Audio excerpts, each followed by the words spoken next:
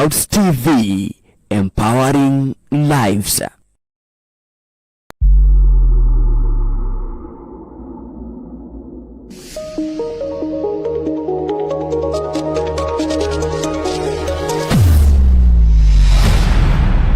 Bethel Clouds TV, empowering lives.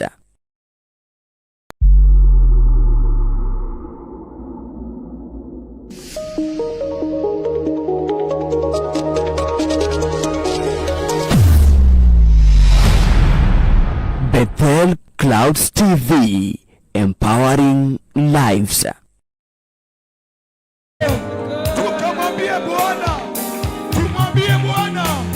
Tukamwambie Bwana, tunataka uende nasi. Tumwambie Bwana, tunataka nguvu zako. Tumwambie Bwana, tunataka neema yako, tunataka roho wako aende nasi kama Musa. Tukamwambie Bwana, kama wakati wa Musa, Musa akasema, kama hauendi nasi hatutaweza kuenda, kama hauendi nasi hatutaweza kuenda.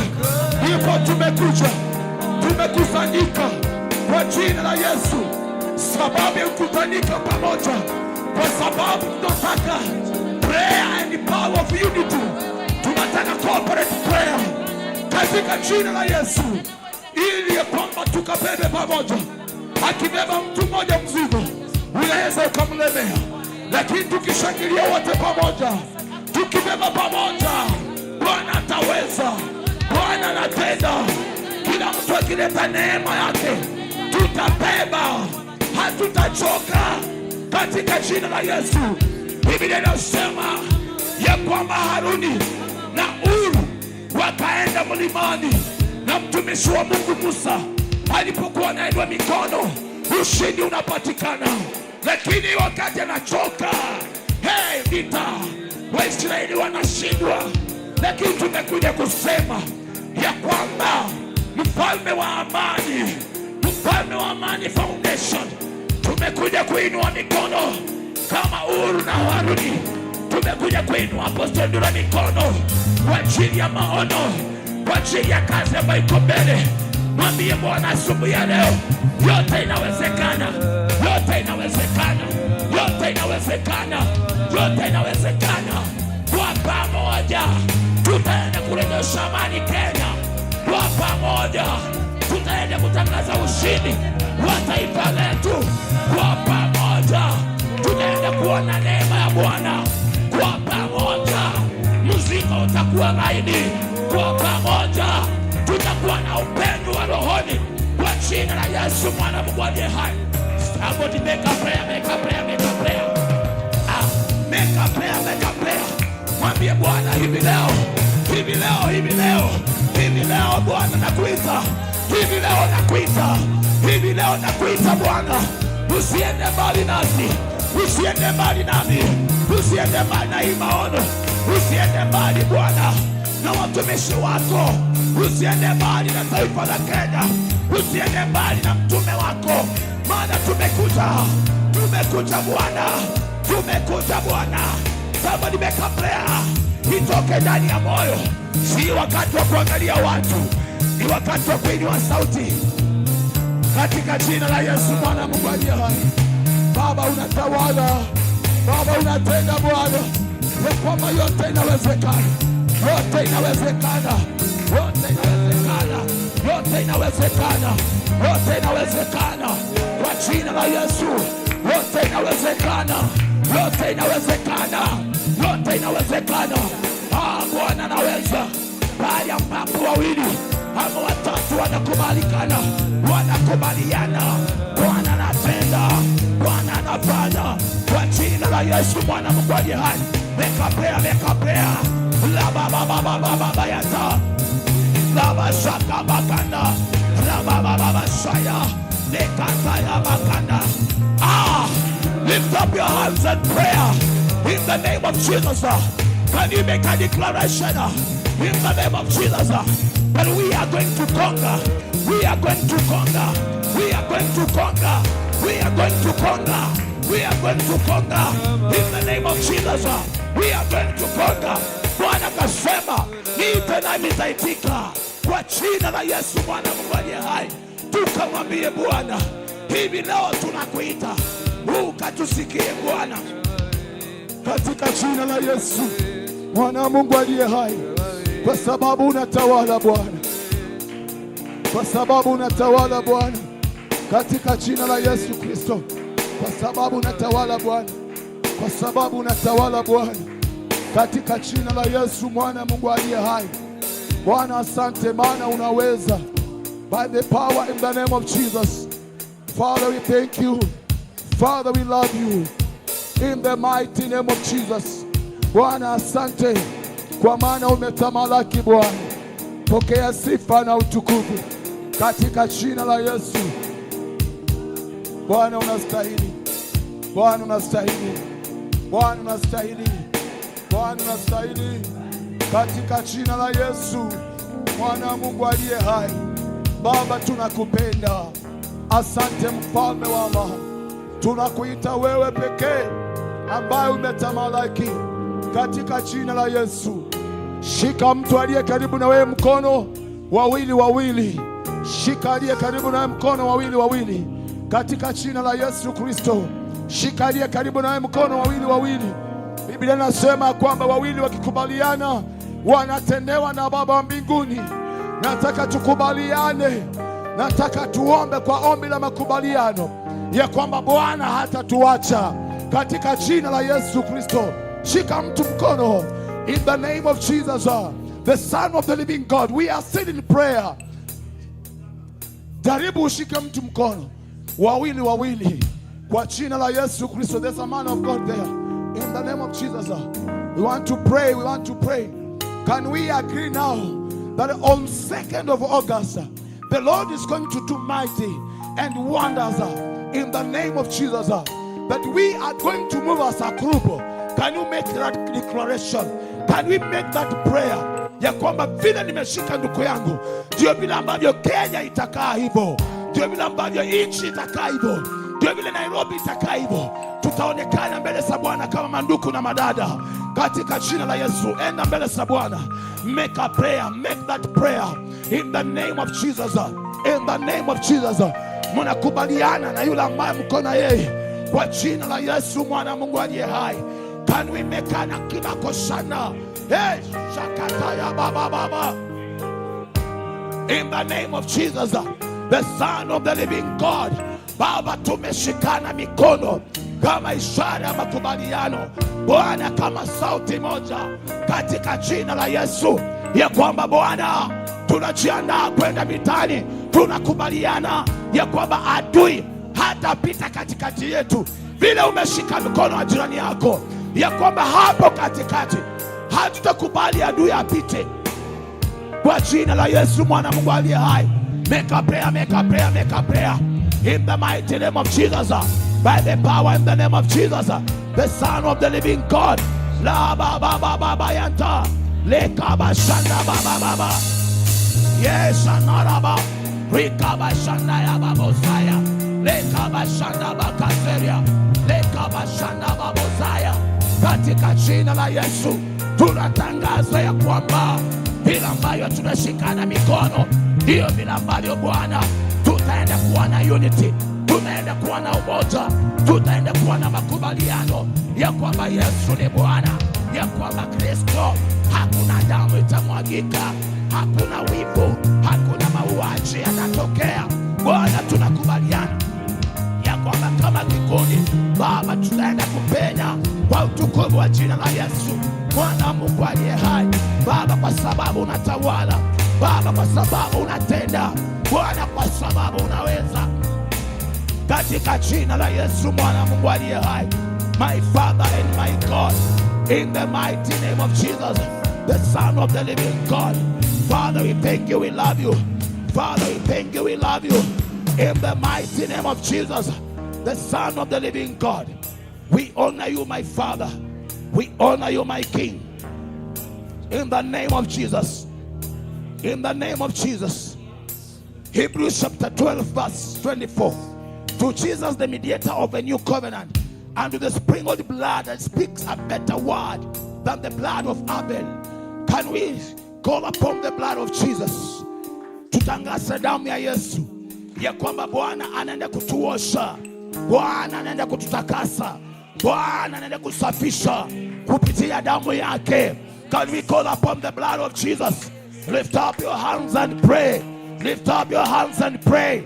Call upon the blood of Jesus. The blood of Jesus. The blood of Jesus. The blood of Jesus. The blood of Jesus. Can we call upon the blood? Can we call upon the blood? Can we call upon the blood? The precious blood of Jesus. Katika jina la Yesu. Bwana, kwa sababu unaweza, kwa sababu umetamalaki. Hey, in the name of Jesus, call upon the blood of Jesus. Can you call upon the blood of Jesus? Katika jina la Yesu. Katika jina la Yesu. Tangaza damu ya Yesu ya kwamba ikuoshe, ikutakase, ikusafishe. Tangaza damu ya Yesu ikusafishe katika jina la Yesu. Tangaza damu ya mwana kondoo katika jina la Yesu. Katika jina la Yesu. Katika jina la Yesu. Katika jina la Yesu. Tangaza, tangaza, tangaza. Tangaza, tangaza. Tangaza damu ya Yesu. Tangaza damu ya Yesu. Jiloweke kwa damu ya Yesu. Mwambie Bwana, nisafishe mahali pote ambapo naweza kuwa chombo cha adui bila kujua, bila kupenda, bila kutaka. Naomba Bwana sasa hivi ukanioshe, ukanitakase kwa damu ya Yesu. Oh, make a prayer in the name of Jesus. Call upon the blood of Jesus. The blood of Jesus. The blood of Jesus. The blood of Jesus. The blood of Jesus. Katika jina la Yesu. The blood of Jesus. The blood of Jesus. In the name of Jesus. Jiombe mawazo yako, mawazo yako, mikono yako, miguu yako, mwili wako, nafsi yako. Mwambie Bwana akaitakase. Mwambie Bwana akaioshe kwa jina la Yesu mwana wa Mungu aliye hai. Tunatamani kuwa vyombo vya kutumika mbele za Bwana kwa jina la Yesu Kristo. Mwambie Bwana, tumekuja ya kwamba leo Bwana ukatuidhinishe katika jina la Yesu, kwa sababu ya kuwa jeshi la kutumika mbele zako. In the mighty name of Jesus, by the power of the Holy Ghost, we love you, my Father. Father, Father, Father, Father, Father, Father, Father, Father. Hey, hey, Shabakanda Abaseria. Katika jina la Yesu, call upon the blood of Jesus in this sanctuary. Call upon the blood of Jesus in this sanctuary. Call upon the blood of Jesus on each and every man, every woman, young and old, that God may touch them in the name of Jesus with his precious blood. In the name of Jesus, the Son of the living God. Father, we honor you by the power in the name of Jesus, the precious blood. The Bible says, Revelation 12:11, they overcame him by the blood of the Lamb. We are decreeing and declaring in the name of Jesus that the blood of Jesus may take over. Oh my God. Hallelujah. Oh yes, Lord. Yes. Katika jina la Yesu. Tunakupenda Bwana. Tunakupenda Bwana. You are Alpha and Omega. Oh, yes. You are Alpha and Omega. I worship you today. You are Alpha and Omega. Oh, Jesus. You are Alpha and Omega. I worship you. You are Alpha. You are Alpha and Omega. We worship you, Jesus. You are Alpha and Omega. I worship you today. Oh, you are Alpha and Omega. Jesus, Jesus. You are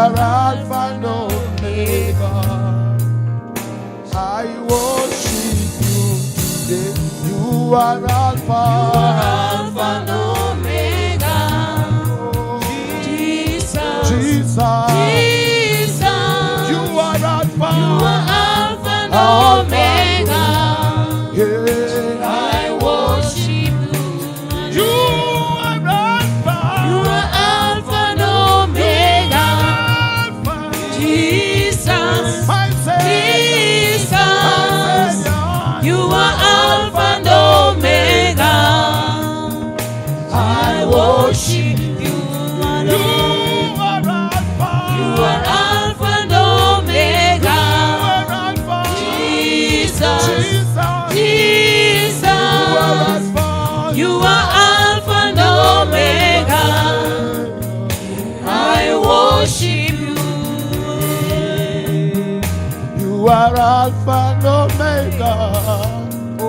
Jesus, Jesus, you are Alpha and Omega.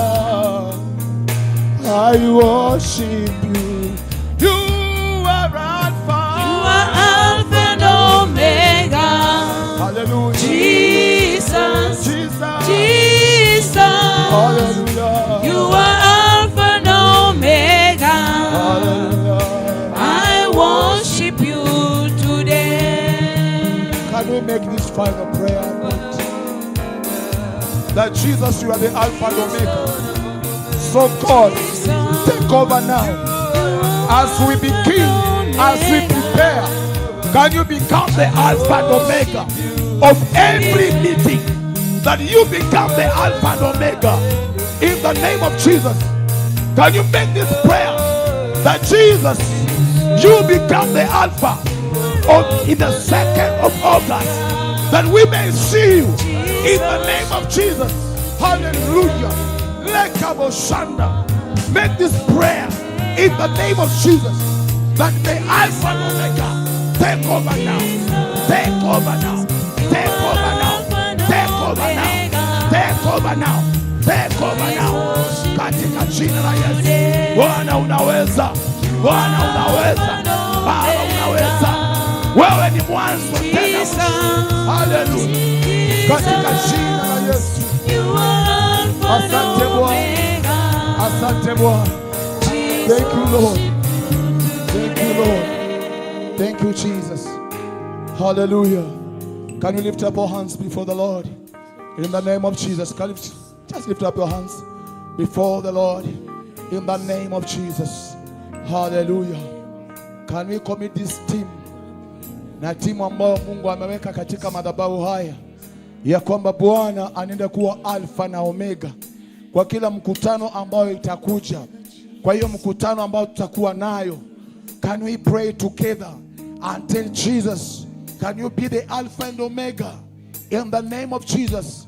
Can you take it from the beginning, that we may follow in the name of Jesus, that we may follow your steps. Akasema jitwike nira yangu ni laini, katika jina la Yesu.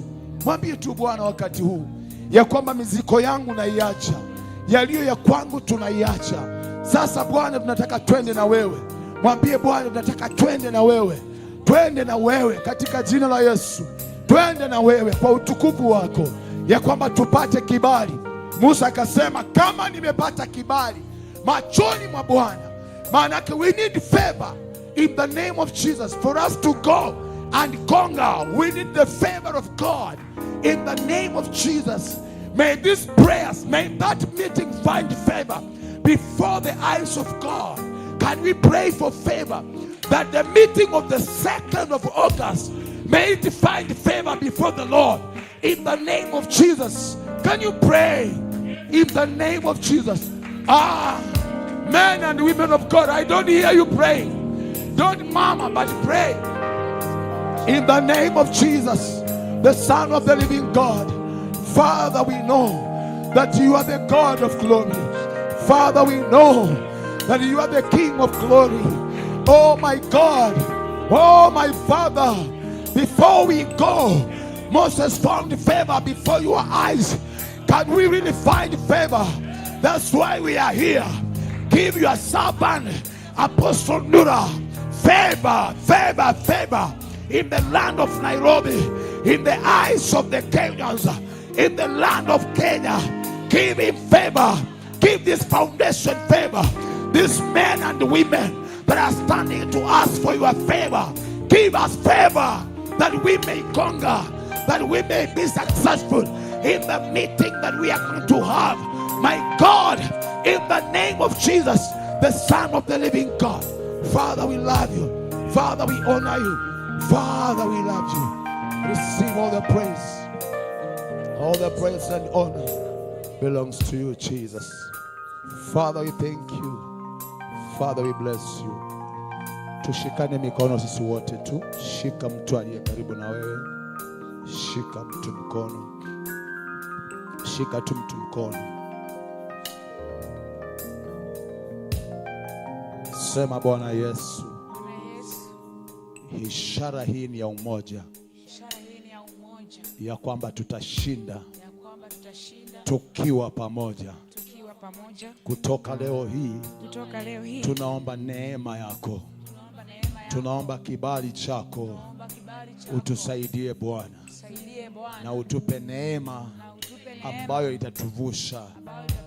Mwambie Bwana, tuondolee roho ya kuchoka na kukata tamaa kwa ajili ya maono ya mtumishi wako. Asante Bwana kwa sababu unaenda kutuongoza. Chukua usukani, sisi tukufuate Bwana kwa sababu ya wema wako. Asante Bwana, maana tunaenda kupata kibali machoni pako na machoni pa watu. Kule tutaenda, wacha jina lako litukuzwe. Mahali tutapita, mahali tutakanyaga, wacha jina lako litukuzwe. Watu wakuone, wasione ndura, wakuone akitumika, utukufu wako uonekane. Tunapoomba jina lako likainuliwe kwa sababu ya wema wako. Asante Bwana kwa sababu umetenda. Katika jina la Yesu tumeomba na kuamini. Na mtu ashangilie, mpe Bwana makofi. Katika jina la Yesu. Amen. Hallelujah. We just need to have one praise and then I welcome the man of God. Amen. One praise, please.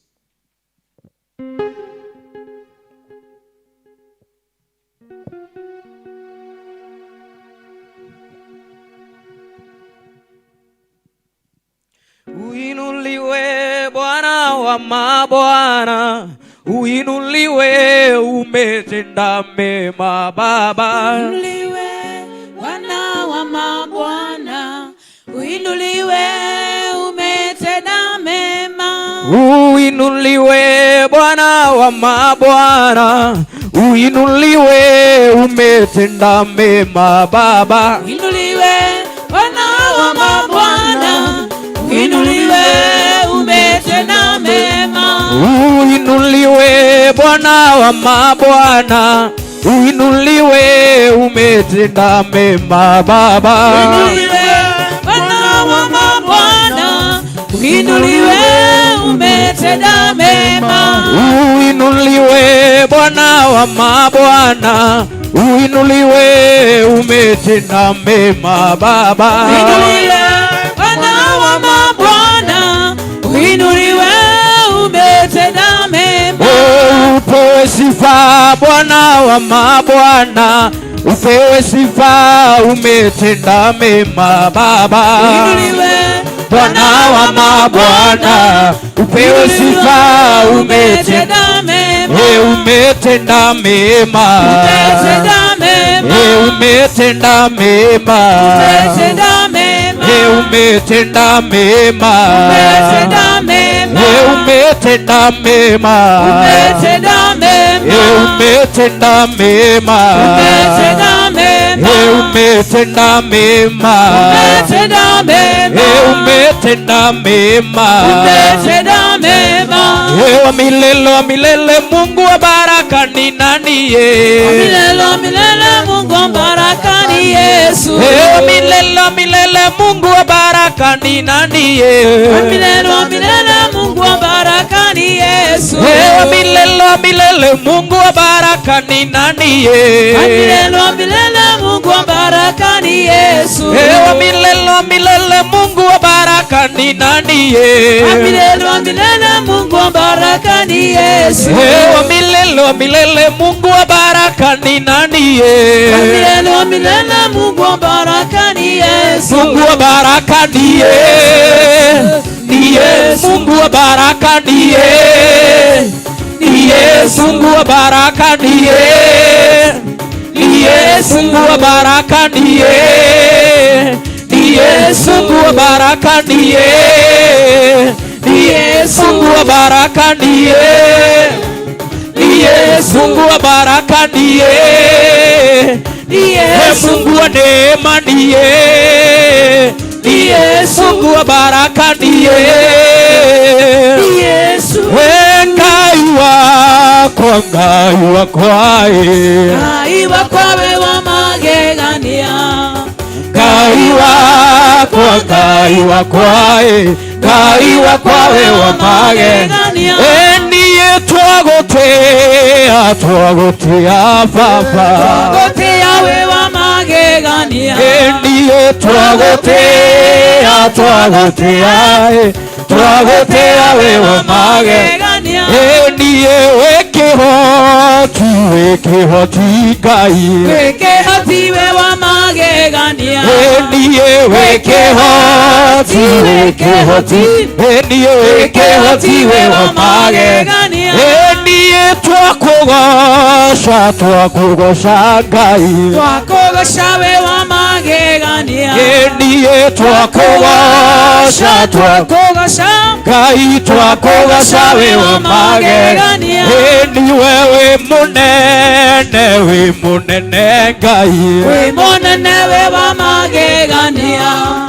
We monene, we monene, we munene we wa magegania. Niye wekehoti, wekehoti Ngai, Wekehoti we wa magegania. wekehoti, wekehoti, Wekehoti we wa magegania. nekala na Ngai maundu makwa maila, nekala na Ngai maundu makwa maila, nekala na Ngai maundu makwa maila, nekala na Ngai maundu makwa maila, nekala na Ngai maundu makwa maila, nekala na Ngai maundu makwa maila Ngai, maundu makwa maila, nekala na Ngai maundu makwa maila, nekala na Ngai maundu makwa maila, nekala na Ngai maundu makwa maila, nekala na Ngai maundu makwa maila, nekala na Ngai maundu makwa maila, maundu makwa maila, maundu makwa maila, maundu makwa maila, Maundu makwa maila.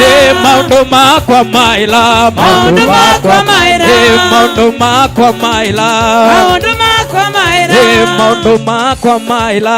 Maundu makwa maila. Wapi shangwe na vigelegele kwa Yesu. Tupe Yesu makofi mazuri. Amen. Hallelujah. Amen. We can do better. Can you give a hand clap to Jesus? Can you celebrate Jesus? Amen. Amen. Amen. Hallelujah. Kwa hivyo tukiwa hivyo wima, nataka tuweke mikono yetu pamoja tunapokaribisha apostle achukulie kutoka hapo. Tumpe Yesu makofi mazuri katika jina la Yesu. Amen. Amen. Amen. Amen. Welcome, man of God. Asante sana. We thank God.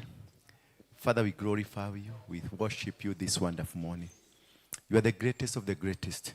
You are the King of the kings, the Lord of the lords. We worship you. Tunashiriki pamoja na makerubi na maserufi na mamilioni ya malaika waliosujudu mbele zako kusema unastahili kuabudiwa. Tumekuja kwa ajili ya ibada ya kukuabudu na kusema hakuna Mungu mwingine. Wewe tu ndio Mungu na hakuna kitu kilicho hapa duniani wala kule biguni ambacho kinaweza kufananishwa na wewe. Utukufu wote ni wako. In Jesus mighty name. Salimia mwenzako, mwambie karibu. Salimia wawili tu, watatu, wanne. Geuka upande wa kushoto, wa kulia, nyuma yako, just say hi to them. Wambie you are a blessed people. Mumebarikiwa, umebarikiwa. Mwambie hata sura yako inaonekana imebarikiwa. Asanteni sana. You may be seated in the presence of the Lord.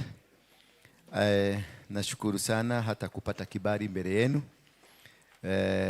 Mungu kunipatia kibali hiki niweze kuwa mnenaji wa siku ya leo. Ni nadra sana kupata nafasi kama hii ya kukuwa mnenaji mbele ya watu kama nyinyi ambao Mungu amewamwagilia mafuta, amewabariki. You are not just ordinary people. You are very special. Highly anointed, specially anointed for the reasoning and the purpose of this time. Bwana Yesu asifiwe sana. You are not here by mistake. You are here because God has ordered you to be here. Because there is something he wants to do with you. Niodoleeni hii tafadhali. Where is these people? Naona ni mrefu kuliko huyo mchungaji. Inamzuia mpaka anainua kichwa juu. Bwana Yesu asifiwe sana. Ninataka kushukuru Mungu tena kwa sababu niliambiwa nifanye kama Gideoni, ambapo alienda, alikuwa na watu wengi sana, maana Gideoni alikuwa ametengeneza kikosi ya 32,000 men. When you have 32,000 men, you are not a simple man. It is not ordinary. Kukuwa na 32,000 people following you, listening to you. And this does not happen just over the night. It happens a long time. And Gideon was really disappointed by God, because sometimes God is a disappointer. Did you know that? God is a greatest. Kama kuna mtu ambaye anajua kudisappoint ni Mungu. Simukae padi hii basi, kama mmeamua kukaa padi hiyo, mkae hii. Ndio niwaone vizuri. Sasa kama kuna mtu ambaye anajua kudisappoint, sijui tumuite mtu, tumuite Mungu. Tumuite Mungu tu. He is the greatest disappointer. Worse, he is worst. If he decided to disappoint you, yet anakuambia tuko kazini. And anakuambia you are my servant. Anakuambia I love you the most. But what you are going through, una compare, unaona ni kafadhali. Kuna wakati unafika ngona fadhali, una kafadhali ungekuwa kwa shetani. Maana things are not adding up. Bwana Yesu asifiwe sana. And this God is still anakuambia tuko na wewe. Imagine Yesu akienda kuwekwa kwa msalaba, Mungu alikuwa ameenda wapi na alikuwa anafikiria nini? Yeye hakufikiria jina yake inaweza kuchafuka. Ati mwana wako ni wa Mutaiguru. Na unasemanga wewe ndio unajua kuprotect. Wewe ndio unamkava, wewe ndio ulimtuma. Alafu huyu mtoto anakujaga mpaka anakuja na hiyo style ya kusemekana ni kama yeye ni Mungu. Alafu umewekelewa juu ya mti, umetuagwa viboko, umenyoroswa, umenyorolithio, umefanywa maneno mabaya. Alafu unakuja kusema wewe ni Mungu. Do you see that picture? Bwana Yesu asifiwe sana. That is a picture of a victor. A person who is determined to win. A person who understands the principles of the kingdom. And to understand the principles of the kingdom is to know that it is a battle. It is not walk in the park. That is why James, in the book of James chapter number 1, inasema, verse number 2, consider it all joy when you are faced with the trials and challenges. Yani, the challenges will come. And now he's telling you, consider it joy. Yani, make it a happy moment for you. Make it a right move for you. Make it understood that it is necessary. Lazima ukipitia. Consider it nothing but joy. My brothers and sisters, whenever you fall into various trials, when we started all these things, and when I started preaching the word of God, I used to think it is just the work of it's work on nitatajirika, nitakunua magari, nitakuwa mkubwa. Millions of people will follow me. I didn't know there is, for the million of people to follow you, there is a price to pay. For you to have a big church, there is a price to pay. For you to have a conviction over something, there is a price to pay. Then this is when I came to that. Consider it nothing but a joy. My brothers and sisters, whenever you fall, because it is necessary, you will fall. Lazima utaingia kwa trials, utaingia kwa temptations, utaingia kwa challenges, watakuinukia. Because you are not fighting something that is not existing. You are fighting a devil. A devil who was said here, aliambiwa, aliteremshwa hapa chini, akuje amiliki dunia. Na sasa wewe unataka kumwambia ondoka. Na unasema ati nimekushika, nimekuweka ndani ya shimo, nimekurusha kwenye ati shimo ambayo haina mwisho. Mtu mwenye alikaa biguni akateremshwa hapa na hakuna kwingine kwa kuenda. Sasa na wewe unataka kumsukuma kwingine? Hapana, atadili na wewe. Bwana Yesu asifiwe sana. So this is a challenge, and a challenge that has given to us by God, and it is good. And I want to thank you for your prayers, more especially for me, because nimeona Mungu through you. You've been praying for me and many other people that have been praying. And I love the way you are doing this thing, because I never thought there are people who can come and pray for me, or they can have time kule waniobe kulingana na mimi. Lakini nimekuja kufurahi sana, kina Gadhaia wameniobea sana. Tulipotoka hapa Saturday, tulikuwa nawe Saturday? Tuko nawe Saturday. Nikifika nyumbani nilikuta watu 25 wako kwa nyumba. Na wako na bunduki kila mtu. Na walikuwa natafuta pesa. Although mimi sikuwa nimeingia, niliwaangalia tu kwa simu nikaona wako wameingia kwa nyumba. Na walikuwa na bunduki wote na mask. Walikuwa wamevaa zile za jeshi. Unaona zile za jeshi? Ni kamacho tu na mdomo, kamacho tu na mdomo. So they were moved all around the house. They pretended that walikuwa wanatafuta pesa, but it was not money. Because kama walikuwa waizi, mimi nilikuwaga mwizi. Na principle ni kwamba bunduki zilikuwaga 3 ama 4. You don't need 20 guns. Ni bunduki 3 ama 4. Zile za kuogosa, za kukafa nje na kuingia ndani. Kwa hivyo ni 4, 2 za nje, 2 za ndani. So ni kitu najua. Sasa hawa wote na walikuwa wamebeba kila mtu bunduki. Sasa unaona hapo, it is not adding up. It's not adding up, because kama ni waizi wanabebaga, kuna wakubeba mzigo, hawabebagi mzigo, hawabebagi bunduki. Ni wale wakubeba mizigo. Wale wakuchuga ni watu 4. Kama ni big group is 4. That's the principle of ya wakora, ya waizi. Na mimi ndio nilikuwa kiongozi wao, na mimi ndio nilikuwa na train hawa watu wenye kukava, watu wa kukava nje na kukava ndani. Lakini unaona hawa ni watu walikuwa wamekuja prepared, because they know who they are coming to meet. Alafu wakaranisaki nyumba ati wanatafuta pesa. Siwali. Hata huyu mwizi mwenye hana akili anakuja tafuta pesa kwa nyumba, kwanza kwa dola, upate nyumba pesa kwa dola. Mwenye alikuwa mwizi. Si unaona huyo ni mtu alikuwa with another agenda. So they did their job. Na tulipofika kwa gate nikahut, sababu najua wako ndani. Nikahut nione kama watatoroka. They were not in a hurry. Kwa sababu nilikuwa na mtoto, nikaambia mtoto wetu, nikapeleka kwa gari kwingine ndio niondoe mtoto kwa scene. Ndio nikuje ni wa face, because I was now nilitaka kuingia ni wa face.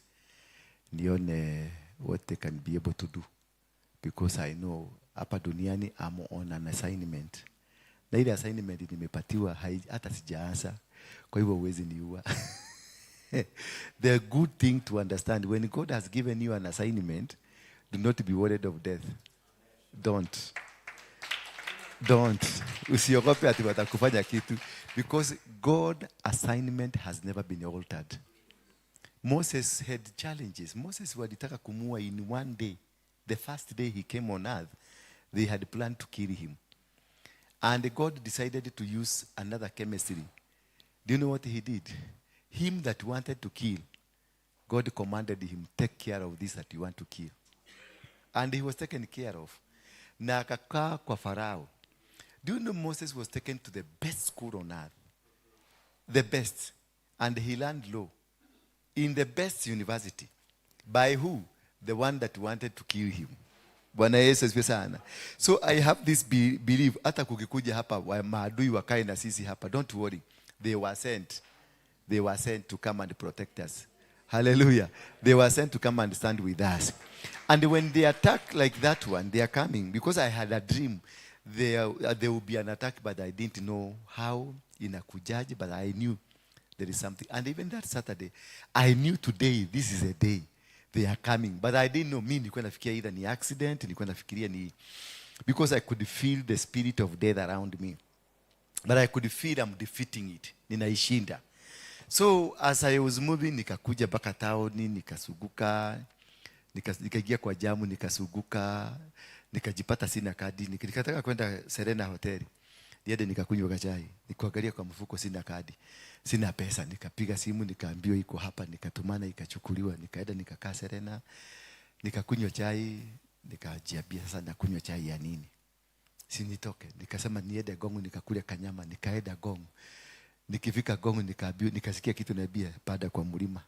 Nikapanda kwa mlima, kuna madhabahu huko yangu, bali Mungu aliniabiria nianze huduma ni Gongo. Kuna mahali naendaga kuomba, nikafika hapo, nikakaa hapo. Nikaomba, nikaambiwa sasa enda nyumbani.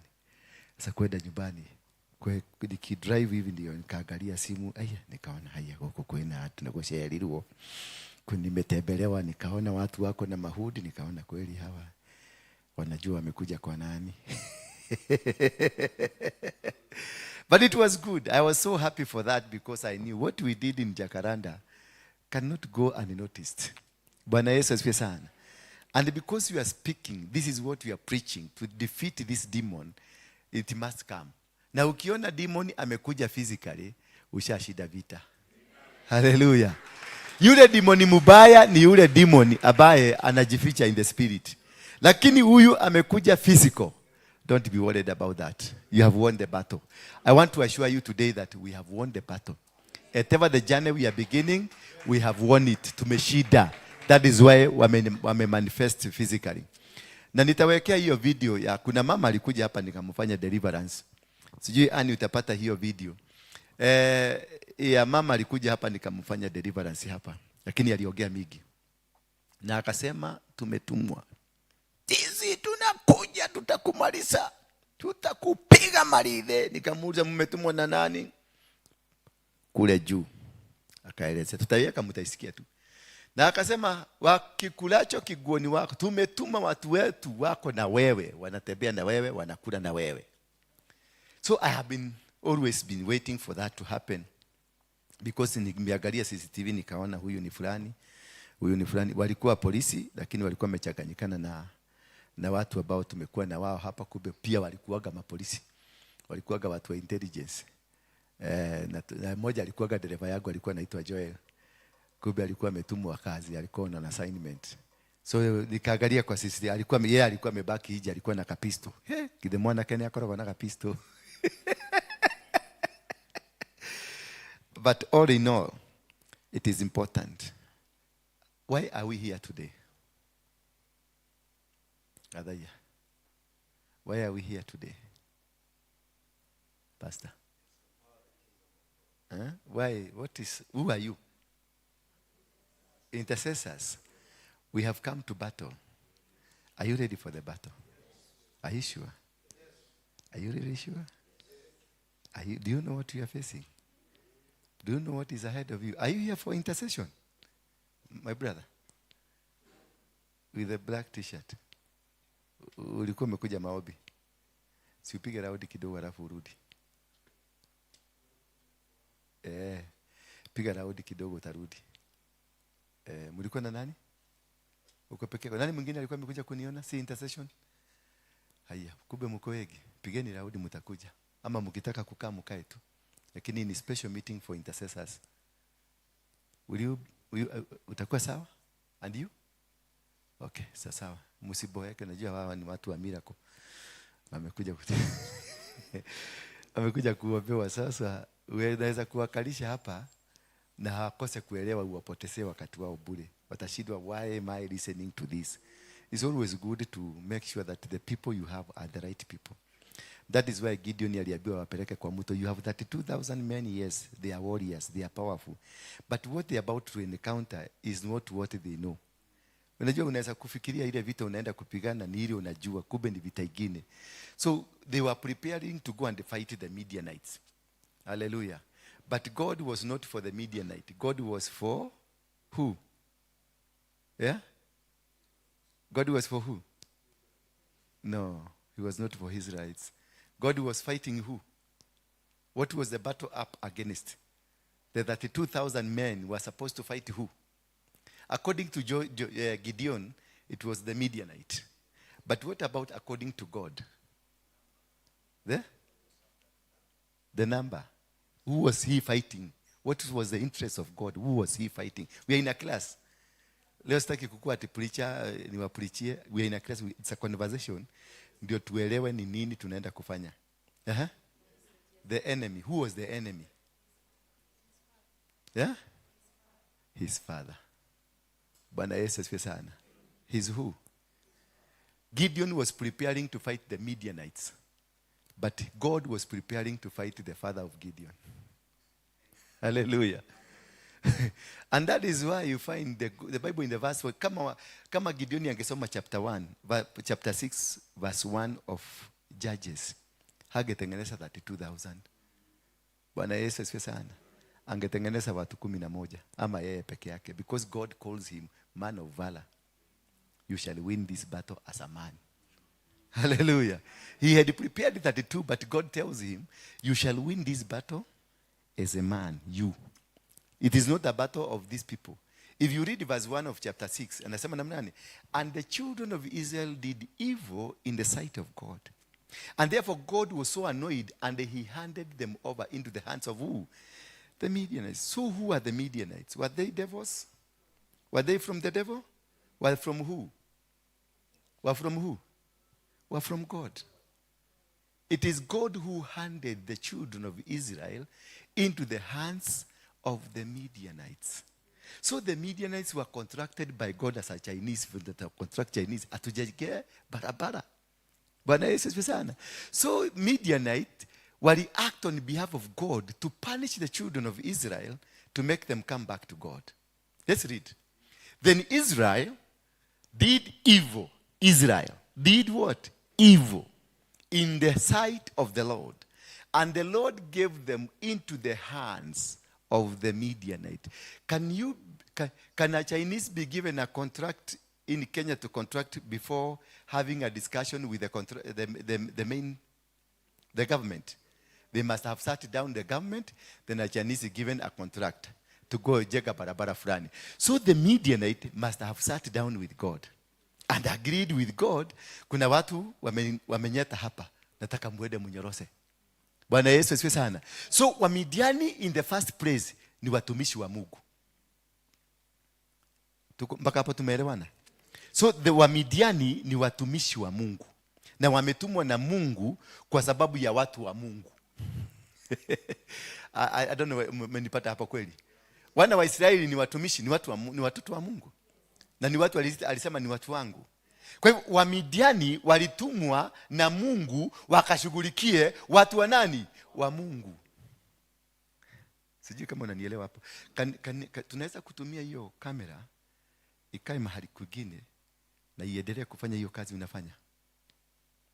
Is it possible? Kwa sababu kuna wao umefunika hapo nyuma wanakaa hivi.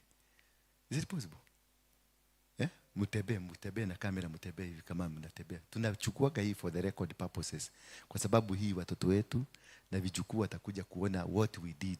We have begun a journey, and this journey itakuja kusomwa historia. Even if tunasoma Judges hapa. Kwa hivyo the Midianites were given, kuja hapa. Moja kuja hapa nichukue hivi, mwingine acheze. Sawa. Thank you.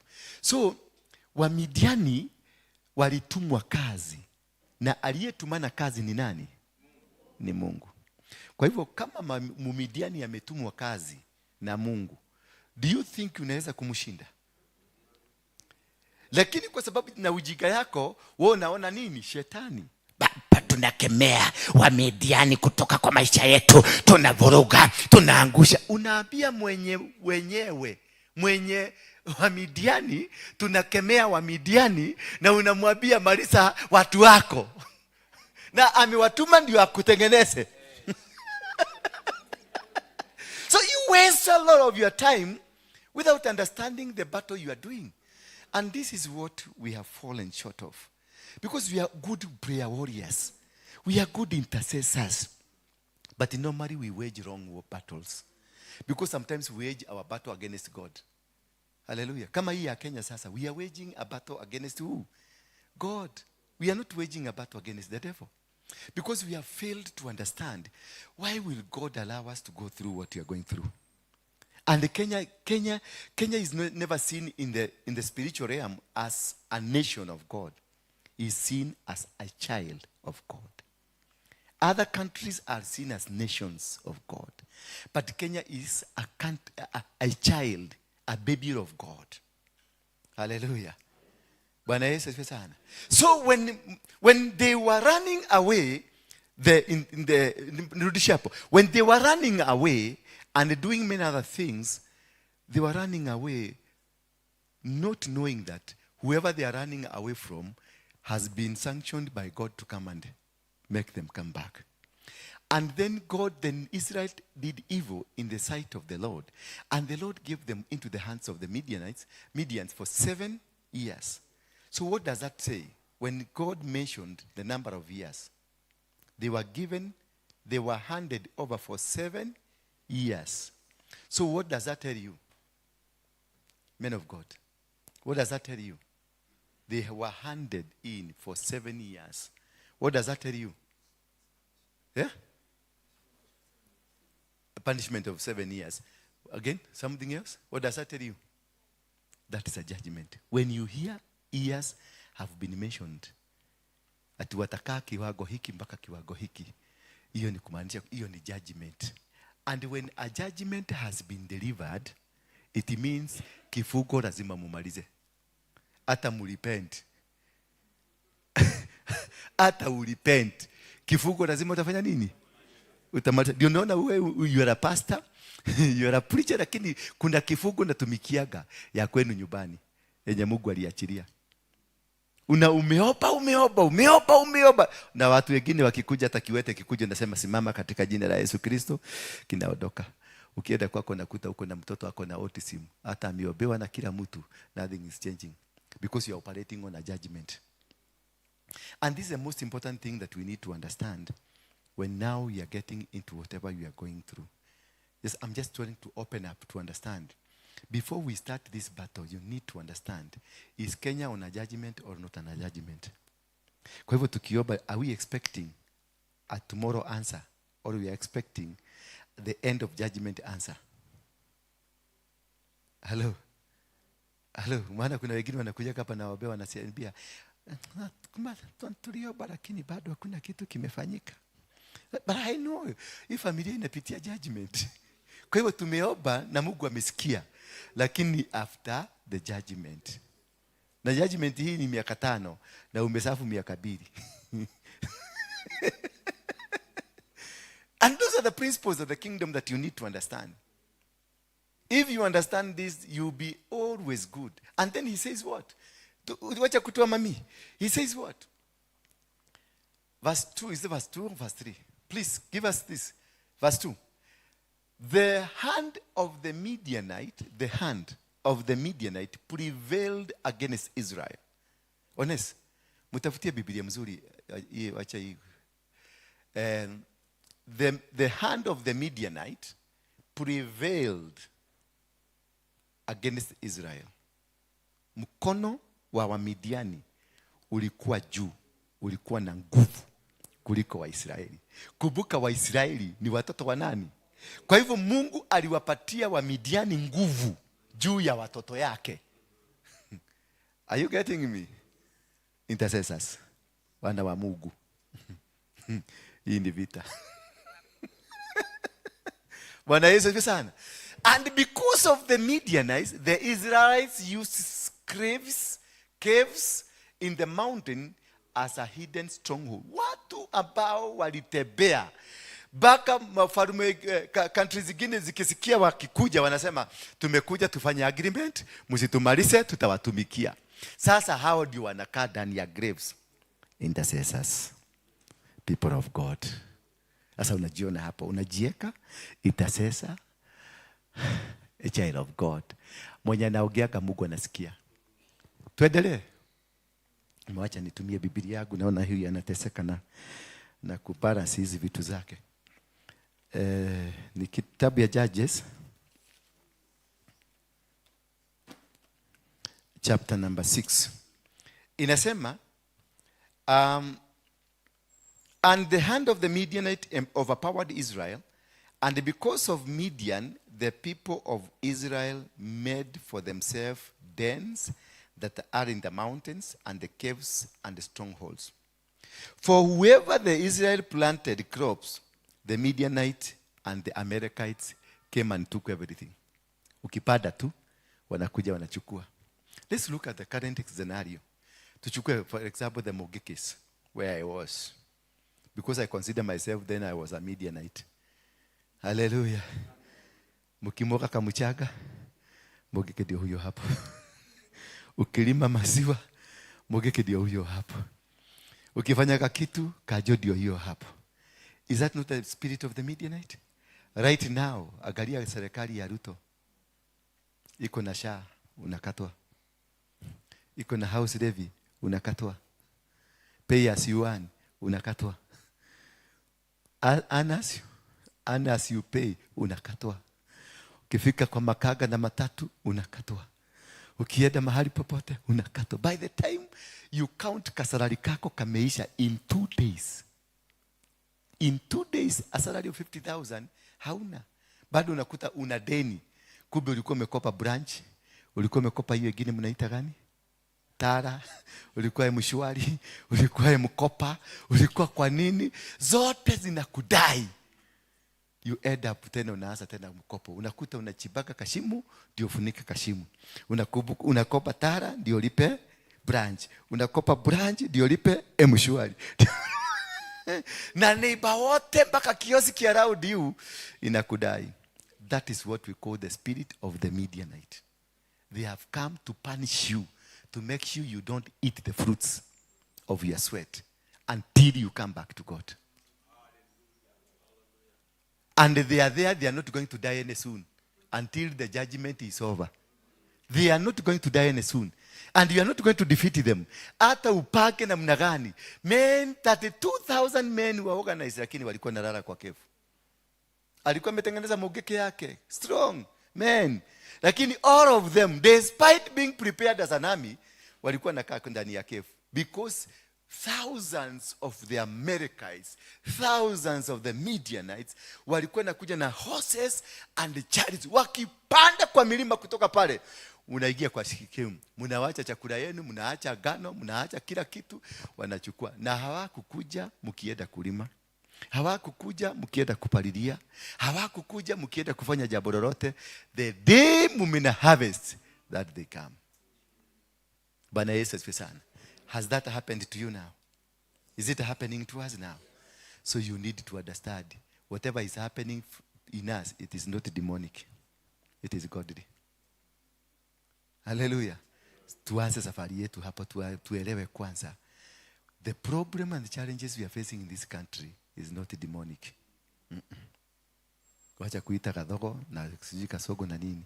It is not demonic. It is a punishment. It is a judgment. How did we get into the judgment? How did we get into it? Why now are we facing these challenges? That's now when you understand you did the Father. Wakati Gideon ana prepare, imagine he's preparing the army, and the enemy that is the cause of the problem is his father. Wanapaga na yeye. Wanapaga na nani? Na yeye kutengeneza 32,000. And the father is the real cause of the problem. Now you create an army with your enemy to fight this enemy. That is where you need the hand of God to come and rescue you. Because the enemy is within us. We are the enemies of God. We are the enemy, and we are planning to fight the enemy, and you are the enemy. So how do you see yourself succeeding? Because you are praying and asking God, remove the enemy from us, and you are the enemy. By the time tukimaliza hii maombi, tutakuwa tumesambaratika sisi zote. Because all of you are enemy of God. So God will punish you. Kila mtu peke yake, atakuvuruta peke yako. At the end of the day you discover you are no longer working together. You are fighting one another because you are the enemy. Bwana Yesu asifiwe sana. Later on, that is the time this Gideon akatokelezewa na malaika. Na hakujua ni malaika. For the first time, alipotokelezewa na malaika, akaargue na malaika. Maana malaika alipomwambia Mungu amesema, akamuuliza, where is this God? where is this God? Meaning they have been removed. Their God had been removed from them until Gideon never knew there is a God. Because alikuwa nauliza, huyu Mungu tunaambiagwa alikuwa na Abraham. Huyu Mungu tunaambiagwa alisaidia wana wa Israeli. Huyu Mungu tunaambia kwani alienda wapi? The bitterness, it was in that man. The bitterness you have now. God, where are you? Why aren't you rescuing us? Why aren't you doing this? Mungu wa Israeli, Mungu wa wati. Nothing is happening. Then the angel akamwangalia tu. Alafu ndio hapo Gideoni aliyatazama akafunguka macho. And this is where we are now. Kufunguka macho. Akafunguka macho. Akaona huyu si mtu wa kawaida. Huyu ni malaika wa mbinguni. Until we are in that level of understanding, tuko kwa season ya Mungu. Tuko kwenye operation ya Mungu. That is the only time you can be able to connect with God. Because the moment he discovered this is not an ordinary man, akamwambia, can you tarry here? Kaa hapa, nikibie nyumbani nikuje. Akakibia nyumbani, akachinja kabusi, akatengeneza mkate usiochajwa, akakuja nao. Akawambia na malaika huyo, wekelea kwa hiyo jiwe. Alipowekelea kwa jiwe, akaonyesha fimbo yake, moto ikawaka. Kumaanisha dhabihu yake ikakubalika. So for us to begin this journey of re-understanding and coming back to God, there is a sacrifice that we have to pay. There is a sacrifice that we must pay for the God of our fathers, God of Israel, to come back to us. Then the connection came. Immediately the angel disappeared. After the angel disappeared, God came. Immediately, maana connection. Jamaa amegutuka. Huyu ndiyo malaika ametumwa na Mungu, na ametumwa kwa sababu hii.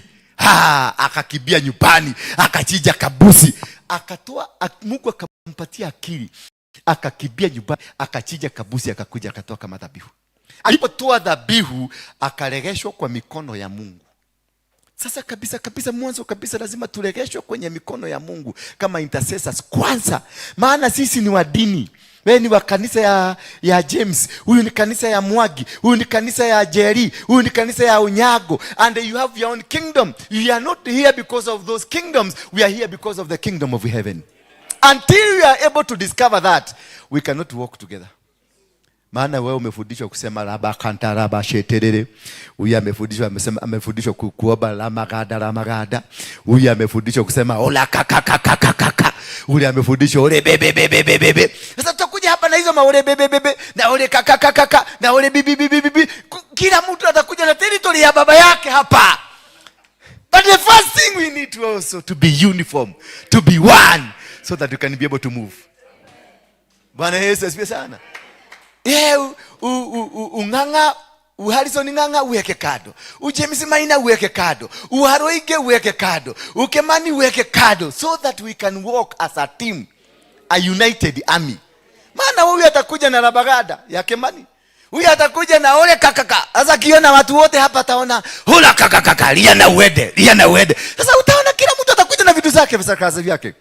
Na at the end of the day utaanza kusikia huyu hana roho. Huyu hana nini? Huyu anahitaji, huyu mikimwangalia, this is not a right intercessor. Huyu akai intercessor mzuri. Huyu lazima tuanze kumwangalia vizuri, anaonekana kuna mavitu zimemvuata. How did you know? Who told you to come and investigate watu wamefuatwa ama hawajafuatwa? Because you came with the gods of your fathers. And we must cut the links from our fathers so that we can have a new beginning that will make us move forward. Bwana Yesu asifiwe sana. Na hiyo tutaweza kuvuja madhabahu ambayo tunaenda kuvuja. Hiyo tutaweza tushinde. Maana hawa mababa wetu ni wazuri, walitulea, wametufikisha hapo, lakini wako na makanisa zao na wako na njia zao. Na ile doctrine wanatufundisha kulingana na nini? Na venye alifundishwa na baba yake. So for us to be successful, we must cut link. Bwana Yesu asifiwe sana. We must do what? Cut the link. Kule kwa baba yako umetoka, mzazi ambaye umekuzaa, lazima ukat the link. Maana baba yako alikuwa anaenda kwa mganga, lakini alirudi akaokoka, lakini hakutoa ili alizika kwa shamba yenu, lakini aliokoka. So akienda kuongea, when you activate the spiritual realm, ile kitu inakuwa inapatikana in the spiritual realm, nigethito ile kwa kwenu. Nakuta sasa ndio nakutaka wahubiri wengi hapa tunakuaga wagaga, sio kwa sababu sisi ni wagaga, kwa sababu tumetoka territory za wagaga. So just the moment you activate the spirit, ile spirit iko karibu na wewe ni ya ugaga, ndio unakutaka mtu ana yati ni kuopa na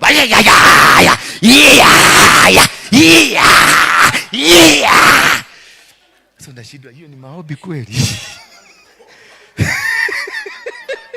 Hiyo ni maombi kweli? Unaona hapa, hiyo ni ugaga inafanya kazi, lakini ameokoka, anaenda kanisa, hako sawa. Lakini sasa ile kitu iliamuka wakati aliactivate spirit, wakati alifungulia radio, ilianza kameme, maana iliwacho ikiwa nini? Kameme. Bwana Yesu asifiwe sana. Because you don't understand what you're fighting. Lakini kwa sababu mizimu ya kwenu ndio sasa inafanya kazi. Pako na shidwa.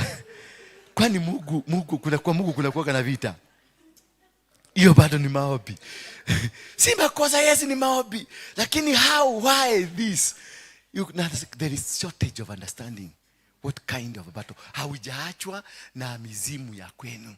Haujaachwa na guka. Haujaachwa na pastor mwenye alikuombea akakuingisha into a doctrine. Haujaachwa na kule kwa Rejo Maria ulienda. Ndio kwa maana unapigana na vitu zingine huelei. Unakuta mtu na sasa why? Na hako kwa maombi. Na ukimwaliza na kuto nafanya hivi ni joto. Venye mwili imewaka moto na venye amevuja mapepo, na hakuna ni mapepo ilikuwa inamzungusha. Mimi nakuja na mogeke yangu na vitu zangu za mogeke. Ile vituko nitafanya hapa za mogeke. Mpaka mnasema ai modo wa gai. Bwana Yesu asifiwe sana. We must be able to understand that this is a journey. Before you start coming out of this problem, you must understand yourself first. Who are you? Because you might be fighting a devil and you are the devil. Tuanze kukemea mapepo hapa, unaona mtu ameanguka hapa, unafikia ni deliverance anafanya, la kumbe ni pepo limemwangusha. Ninamuuliza huko niko woda hile. Ulinileta wapi hapa? Maana yeye mwenyewe ni pepo. Bwana Yesu asifiwe sana. Mimi lazima nitoke ile historia yako kule nimetoka. My great grandfather alikuwa anaitwa General Waruige. Ndiye alianzisha Mau. Kile ile barabara ya Isiri inaitwa General Waruige. That's my grandfather. Mimi ndio nilianzisha Mogeke. Bwana Yesu asifiwe sana. So I have to disconnect myself from hizo vitu. Maana si mmepigana na mimi mmeshindwa. Yes, kwa nini? See, I'm not powerful, but there is some man. It is not me. Ni huyo mzee alikuwa ndani, alikuwa anatumia mwili wangu. Ndio mlikuwa mnaona nafanya vituko mpaka mnashindwa. Huyu kijana kweli kama mwana kaka. Niko kale kama hudumaya. Because nilipelekwa kwa Moi akakataa, akasema hapana. Alichapa Makito kofi. Akamwambia usirudi kunifanyisha kazi ya ujiga. Nilikuitisha dola Waruige, uniletee dola Waruige. Makito akamwambia ni huyu. Akamchapa kofi, akamwambia toka, kwenda kabisa. Akaita Boynet, alikuwa intelligence hapa. Lete ile kijana ya Mungiki. Yule mzee ya Mungiki. Sasa Boynet akasacha akaambiwa na Makito, tuko na yeye hapa. Si ukuje umwambie ni yeye. Boynet alipokuja, Boynet aliambiwa walk out of my office and I'm going to sack you today. Sasa ilibidi watafute ule mzee alikuwa anaitwa Ezekiel Bekatunyi, maana huyo ni mzee alikuwa niamini kabisa. Mzee alikuja akamwambia ndio huyo. Ni yeye. Ni yeye. Mzee alinishika mkono akanisalimia. Alitembea na mimi. Tulitembea huko Kabaraki kwake. Karibu 2 kilometers kwa shamba yake, akiniuliza hii tulitoa wapi? Uko na miaka ngapi? Bana, he was really shocked. I was a young boy mwenye nimehangaisha Kenya mzima mpaka yeye anakosa kulala, anashindwa who is this? Amepigwa risasi mpaka polisi walirudisha. Nilipata ripoti ati huyu hata ukipiga risasi hapigiki. Maana hapa pale Supermambo, kuna bar ilikuwa inaitwa Supermambo pale Ngara. Hapo hivyo nilikuwa nimelala kwa hiyo bar. Wakajua niko hapo, walikuja wakasurround. Kuna askari mshirika wangu hapa mmoja mwenye alini aim. Na aliwacha ni mimi ame aim. na make sure na ni marksman, ni Mumeru marksman, wale wanatoaga jicho, nikiteka jicho wanatoa jicho, na alini aim na he was sure, maana yule jagiri nilikuwa nimelala na yeye huko alikuwa polisi, ndiye aliwaambia tuko na yeye. Sasa nikutoka anatoka, sasa jagiri kabaki nyumba itengeneze, ndio mimi nikitoka nimalisiwe, na akue nyuma yangu amalize kabisa. Jamaa alipienda kupiga risasi, akaona ngamia ikipita mbele yake. Wale washirika wangu wanadekana test, alikuwa ni mshirika wetu hapa, ndio anasimamia security yetu hapa. Aliona ngamia na aliacha ni mimi. Sasa you can imagine mtu kama huyo. Bwana Yesu asifiwe sana. Na nyinyi wengi hapa, ukiona mtu ni intercessor, ni most likely kwao kuna ugaga. Ukiona mtu ni intercessor, mostly kwao, ukifuata genealogy yao, kulikuwa na wagaga kwao. Guka wao shosho ni mugaga. They are easily activated in the spiritual realm because they are coming from a background ya spiritual. Ninaongea ukweli. 90% of you hapa ni wagaga tupu. Hapa ni wagaga tupu. Ndio wanajua hakuna watu dangerous kama intercessor. Ukimunyima pesa anafuga kasi yako na inafugika. Maana ni mchawi. Mimi naogopa maitazeza hata hapa na kaka na bomoa na cheka na bomoa. Nikiona ameanza kubadilika mganga na bomoa. Bwana Yesu asifiwe sana. Because they can command spiritual realms. Mganga ni mtu wa Mungu. Ni venye kipawa yake inatumika kwa wengine. Kama ikibadilishwa, maana nyinyi wote mlikuwa waganga, ni kubadilishwa, mmeingia into another realm ya kiungu. Lakini mkirudishwa kule, mtakuwa perfect people. Perfect kwa uganga. Mtakuwa wagwana. Bwana Yesu asifiwe sana. And this is the moment to be able to understand. That is why Gideon ametoka kwa baba mchawi. Maana baba ya Gideon Joash alienda, walikuwa wameambiwa msifanye makubaliano wala maagano yoyote na hawa watu tunaenda kung'oa huko. Ni Mungu alikuwa amemwambia. Lakini Joash akakuwa na magano kadogo tu na Wamereku. Akachukua kakitu, walimpatia kasouvenir kadogo tu, kakitu kama haka. Wakampatia hii, tumepata maagano, wacha tukubaliane, wewe chukua hii kama mzee. Walienda wakakaa chini kama wazee. Wakakaa mzee, na sasa kama wazee, sasa chukua hii kitu na sisi tuchukue hii kitu. Sasa wewe kumbe wamempatia madhabahu, akaenda kaeka kwa nyumba ya Mungu. Kutoka saa hiyo nyumba ya Mungu ikaondokewa na Mungu, ikaigiwa na madhabahu. So the enemy was not at large. The enemy was the father. Na madhabahu iliwekwa nini? Kwenye hekalu, kwenye nyumba ya Mungu. Na ikabadilika ikakuwa nyumba ya Baal. So the challenge you are facing today, it is not what we are thinking. It is our fathers. Hawa baba walituzaa. They messed up. Walipatiwa revival. Wakaipeleka wapi? Sisi hao ndio revival ilikuwa kuja na wao. Walifanyaje? What happened with them? What will happen with akina Gitoga, akina Maki, akina Harrison, akina wale wengine? What went wrong? Kwa sababu sasa ni kama sasa tena we are starting again na revival ingine. What happened with their fathers? Were they guided? Sasa wao wachana na hao sasa. Their fathers, were they able to guide these people? Ndio revival iweze kusimama Kenya hii. What went wrong? Instead of building the revival, tukabuild churches zetu. Tukatengeneza kingdom zetu. Sasa nasikia hiyo ni kingdom ya fulani, hiyo ni kingdom ya Gadaya, hiyo ni kingdom ya Jeni, hiyo ni kingdom ya nini? Kwa sababu hata Gadaya sasa anang'ang'ana kutengeneza kanisa yake. Sisi tunang'ang'ana kutengeneza, kuleta revival, anang'ang'ana. Wewe pia unang'ang'ana na kanisa yako, nasema unataka kuomba watu wajae ndio pesa ipatikane.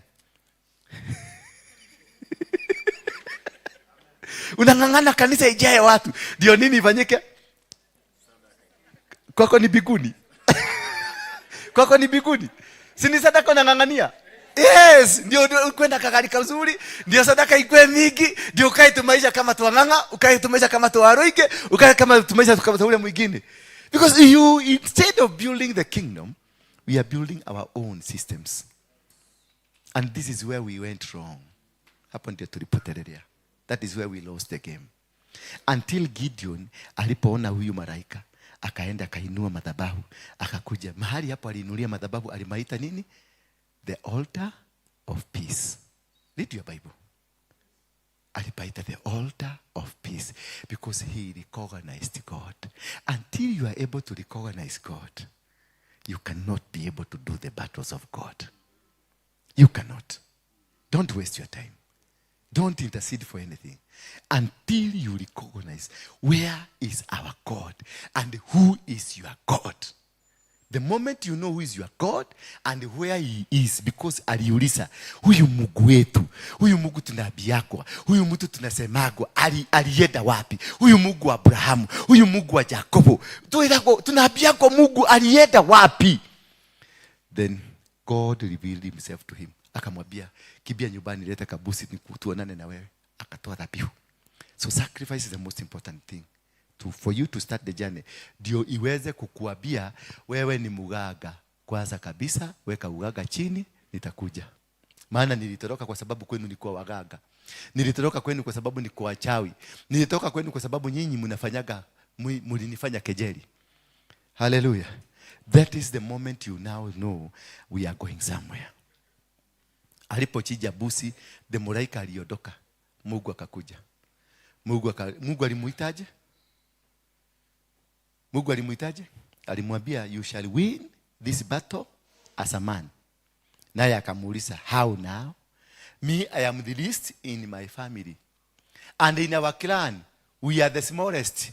Now you are telling me that we shall win this battle as a man. Because this man was designed to win battles. But he never knew. Bwana Yesu sana. Tell your neighbor, you are designed to win battles. It is only ugaga ya kwenu imekukamata. Yes. That's the reason you are not winning battles. Because you have not been told you are a man of valor. Then that is where God came and told him, you man of valor. Kumbuka, this man of valor, jana alilala kwa kefu.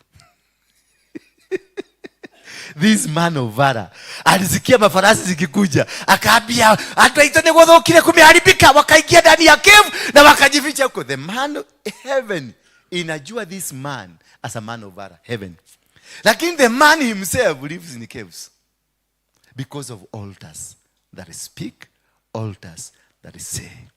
Altars can cause you to become a coward, to become useless, to become hopeless. You can preach forever, but the altars that are in your family zinaweza kukuzuia in everything. And I can see the preachers we have. I can see the intercessor. Imagine an intercessor anakuambia nitakuombea. Anaombeaga mchungaji. Nitakuombea, Mungu atakubariki na gari. Na intercessor ukimwangalia mpaka mguu hii hapa nyuma imebodeka hivi kwa sababu ya kutembea mguu. Ni yule akinya kadhi agethi. Akihoya mpaka hii getende hii imevurutika hivi, imekaa hivi. Baka kiatu iwezi ingia, na faga open, unafikiria ni kupenda amependa open. Ni mahali kiatu iwezi ingia. Na anaombea mchungaji na gari, anaenda na gari, lakini yeye anawacha dunia mzima akienda mguu. Na uliokea na Mungu gari ikuje. Uliopea na Mungu shamba ya ploti ya kanisa ikapatikana, na wewe unafungiwa nyumba. Sasa hiyo naomba ploti inapatikana, nyumba yako imefungwa. So you ask yourself, why am I not able to command the same blessings I'm commanding the other side? Because there is something that is blocking you. There is an altar that resists you to be given anything. Kuna madhabahu ambayo imeshika kwenu, ambayo imeleta stagnation, ambayo imeleta limitation, ambayo imeleta the spirit of roundabout. Unajua wachungaji wengi wako kwenye spirit ya roundabout. Unajua ni gani hiyo? They are ever busy. Ever busy. Ever praying. Lakini wanashindaga hivi, alama shetererega rabakatana namase rimashata baboria. Ukiwauliza idea yote wako nayo, ukiwauliza chochote wanajua, ukiwauliza wanini hakuna kitu wajui, lakini wanazunguka. Afadhali ukuwe na spirit ya stagnation, because unajua ukifika hapa imekuzuia hakuna kuenda. Lakini ya roundabout haujui mwisho, haujui kiaberelia, haujui, utazunguka tu, because the roundabout does not have an end and does not have a beginning. Unapiga ijiri. Ulianza ukiwa 14 years, sasa uko 50 years, unaendelea 60 na bado hauna chochote, because of the spirit of roundabout. And that is the worst altar that can happen to you. The worst thing that can happen in your life is the spirit of roundabout. Na mimi nikiwaangalia nyinyi yote mko kwa hiyo roundabout. Afadhali abia Mungu akuondolee roundabout ya kuweka kwa stagnation ama limitation. Na ukiwa stagnated tutakuona umekwama. Lakini huyu tunakuonaga kila siku uko busy. Umebeba briefcase kama hii ya mzee. Unakuaga na briefcase, inakuaga na Biblia na inakuaga na everything, materials zote za kuhubiri. Na kila kanisa conference kiito unakuaga, intercessors wakiito unakuaga, wewe kiito breakfast zote unaendaka, kila kitu kiito unaendaka, hata godio mali makandara baba cheketerera raka baba zote unakuaga nazo. But going home with nothing. Nothing to show for your Christianity. Nothing to show for your Christianity.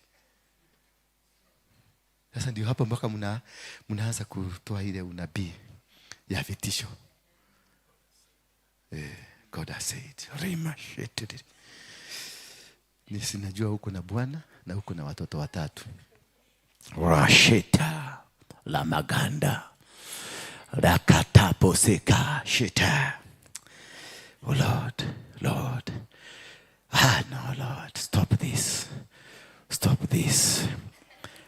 She will not die. She will not die. Oh, 5 coffins. 5 coffins.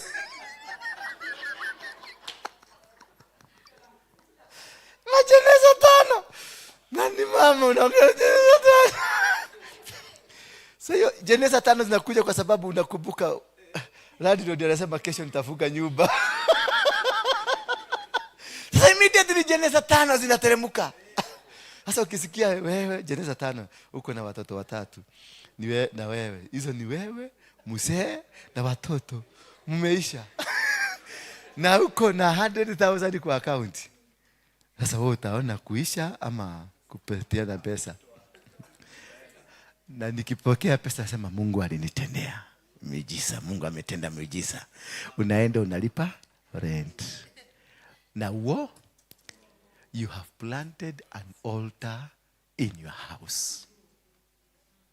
Your ministry, as you prophesied the death, your ministry begins to die. Because you have raised an altar in you for you to die. That is why many preachers, many intercessors, you are dead. Because of the prophetic word. Muriachiria. Bwana Yesu asifiwe sana. I don't know whether you are getting there. Are we getting there? Then Gideon akaambiwa na Mungu, this battle you shall win as a man. Then akaambiwa amuka uende. Amuka fanya nini? Kwa zizi ya baba yako. Uende uchukue ndama wawili wa miaka 7. Hello? Ndama wangapi? Wa miaka 7. Turudi verse 1. Judges verse 1. Tupatie Judges verse 1. Chapter 6 verse 1, please. Israel did things that the Lord saw evil in. The Lord handed them over to the Midianites for 7 years. Akambia Gideon, ingia kwa zizi ya baba yako. Uchukue ndama wawili wa miaka gapi? And God handed them into the punishment for how many years? So when were these ndama born? The first day he started punishing them, aliwapatia solution. Walitembea na solution. Walitembea na sacrifice. Na ndio kwa maana vitu zingine zote ziliibiwa, lakini hawa ndama hawakuibiwa. Forever. Aliambiwa nenda kwa zizi ya baba yako. Uchukue kuna ndama wa miaka 7. The same years mumesafa. You've been walking with a solution. But you never knew because you are so busy in a roundabout. Moving around. Kutengeneza watu 32,000 instead of discovering. Bwana Yesu asifiwe sana. So the problem and the solution we have. The problem and the solution of the problem we have. Because when we started suffering, God created that somebody to come and help us come out of the suffering. Because ndama zilikuwa ambazo zilihitajika kuvuja hii madhabahu. Zilikuwa zimekaa miaka 7. Venye the same problem ulikuwa nayo zimekaa hapo kwa compound yenu. Mnazichugaga kila siku, hazikuliwagwi, haziibagwi, kwa sababu they are not ordinary. They are there meant for the purposes of God. That is why you never die. Hata kama umetoka kwa waganga, ndio kama na hujakufa. Na ukufi baka utolewe sadaka. Baka ufanye kazi ya Mungu venye anataka ifanyike. Bwana Yesu asifiwe sana. Akaambiwa nenda kwa madhabahu ya baba yako. Nenda uvunje. Ng'ombe wa kwanza umchinje, uvunje. Uchinje wa pili unijengee kwa utaratibu. And finally, after he did that, the elders. Hello. Kitu ya kwanza tumediscover madhabahu ilikuwa nani? Ya baba yake. Lakini who are the caretakers ya madhabahu hiyo? The elders. Wakati kulibomolewa, they were able to know who did it. They were able to know. Na wakaambia mzee, tupatie kijana yako ndiye amevunja hii madhabahu. Na mzee akajua, mzee akapiga akili akajua mwenye amejua hii siri si mtu mchezo. Mwenye ametabua hii siri, ile kitu nimeficha hapa, si mtu mchezo. Akaambia wazee, kama hii madhabahu ni ya Mungu itajipigania. Akaondoka. Maana alijua mwenye amefanya hii ametumwa kutoka mbinguni. Nataka kusema leo, kwa sababu ya hii kazi tunaenda kufanya, ni kwa sababu mmetumwa kutoka kwa mbinguni. And God will bless you. God will make you a different people. And he will make you win these battles. What are the lessons tumesoma kutoka hiyo kitabu ya the book of Judges? Let us also read the book of Ezekiel chapter 16. And that is where you're going to start understanding the lessons ambazo tumesoma kutoka kwa Judges. That the problem we are facing, we have the cure. It is with us. If only we can be able to understand who is the problem. The problem, is it the problem ambao tunaomba, tunasema ni wanasiasa, tunasema ni pesa, tunasema ni Kasogo, tunasema ni Wamonyoro, tunasema ni nani? Could he be the problem? Could they be the problem? The moment we are able to discover, to fight any altar, kuvuja madhabahu, you need to start to do a study first. To know where is the cause. Hiyo miaka yote ametengeneza 32,000 people. He could not have used that energy kutengeneza 32,000. Angetengeneza watu 11 waende wakavuja madhabahu ya baba. Ama waginyorosa baba viboko hapo tu, wamulalishe chini wamweke viboko 5, aseme ni nini aliweka kwa madhabahu. But because they didn't do what we call spiritual mapping. Hallelujah. And that is where we begin our study today. First of all, as we enter into this journey ya kuvunja hii madhabahu, we must be able to do the spiritual mapping. To get to know, what are we facing? What are we going to battle? Ni vita gani tunapigana? Ni vita ya chang'aa, ni vita ya banki, ama ni ya madawa ya kulevya, ama ni vita za kiroho? Na kama ni vita za kiroho, ni vita gani? Tusome Ezekiel 16 verse 1. Jerusalemu walikuwa wameteseka sana. The Lord's word came to me. Verse 2. Tuendelee haraka haraka please. Human one show Jerusalem. Binadamu alimwambia binadamu, show Jerusalem her detestable practices. Yani muonyeshe, mwambie Jerusalemu mambo yake yaliyo chukizo. Bwana Yesu asifiwe sana. Verse 3. Say the Lord God proclaims to Jerusalem, by origin, sema by origin. By origin and birth, you are from the land of Canaan. By origin and by birth. And how does that matter? How does that matter? By origin and by birth, you are from the land of Canaan. So why mention by origin and by birth and Canaan? Because this is now the factor that will help you now to start the war. So your origin, kule umetoka, kunaweza kuzuia upigane vita ya hapa Nairobi. Bwana Yesu asifiwe sana. By origin, na kule ulizaliwa, nani alikuzaa, kunaweza kukuzuilia kufanya battles. Number 3, Canaan. Canaan at by origin, by birth, is by the land of Canaan. So who is Canaan? Because this land was called Canaanite land. Who is Canaan? And why mention the name of Canaan? Who is Canaan? An Israelite. Yes. A descendant of Ham. What happened to him?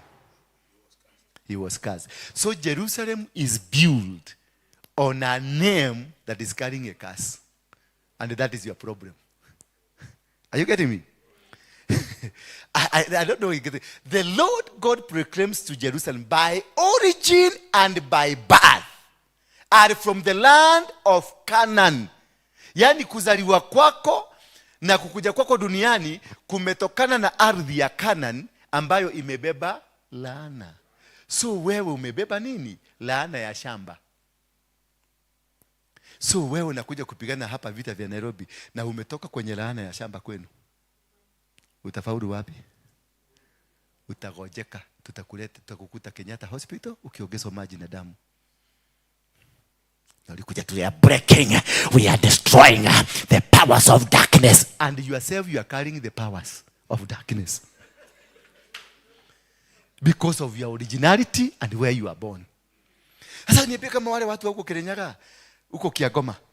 Wangapi wanajua Kiagoma? PCEA Kiagoma Parish. Catholic Kiangoma Parish. Kiangoma ni gĩcagi kĩa Goma. Kiagoma ni gĩcagi kĩa Goma. Alafu huko naenda unaweka kanisa, uniambie utafaulu.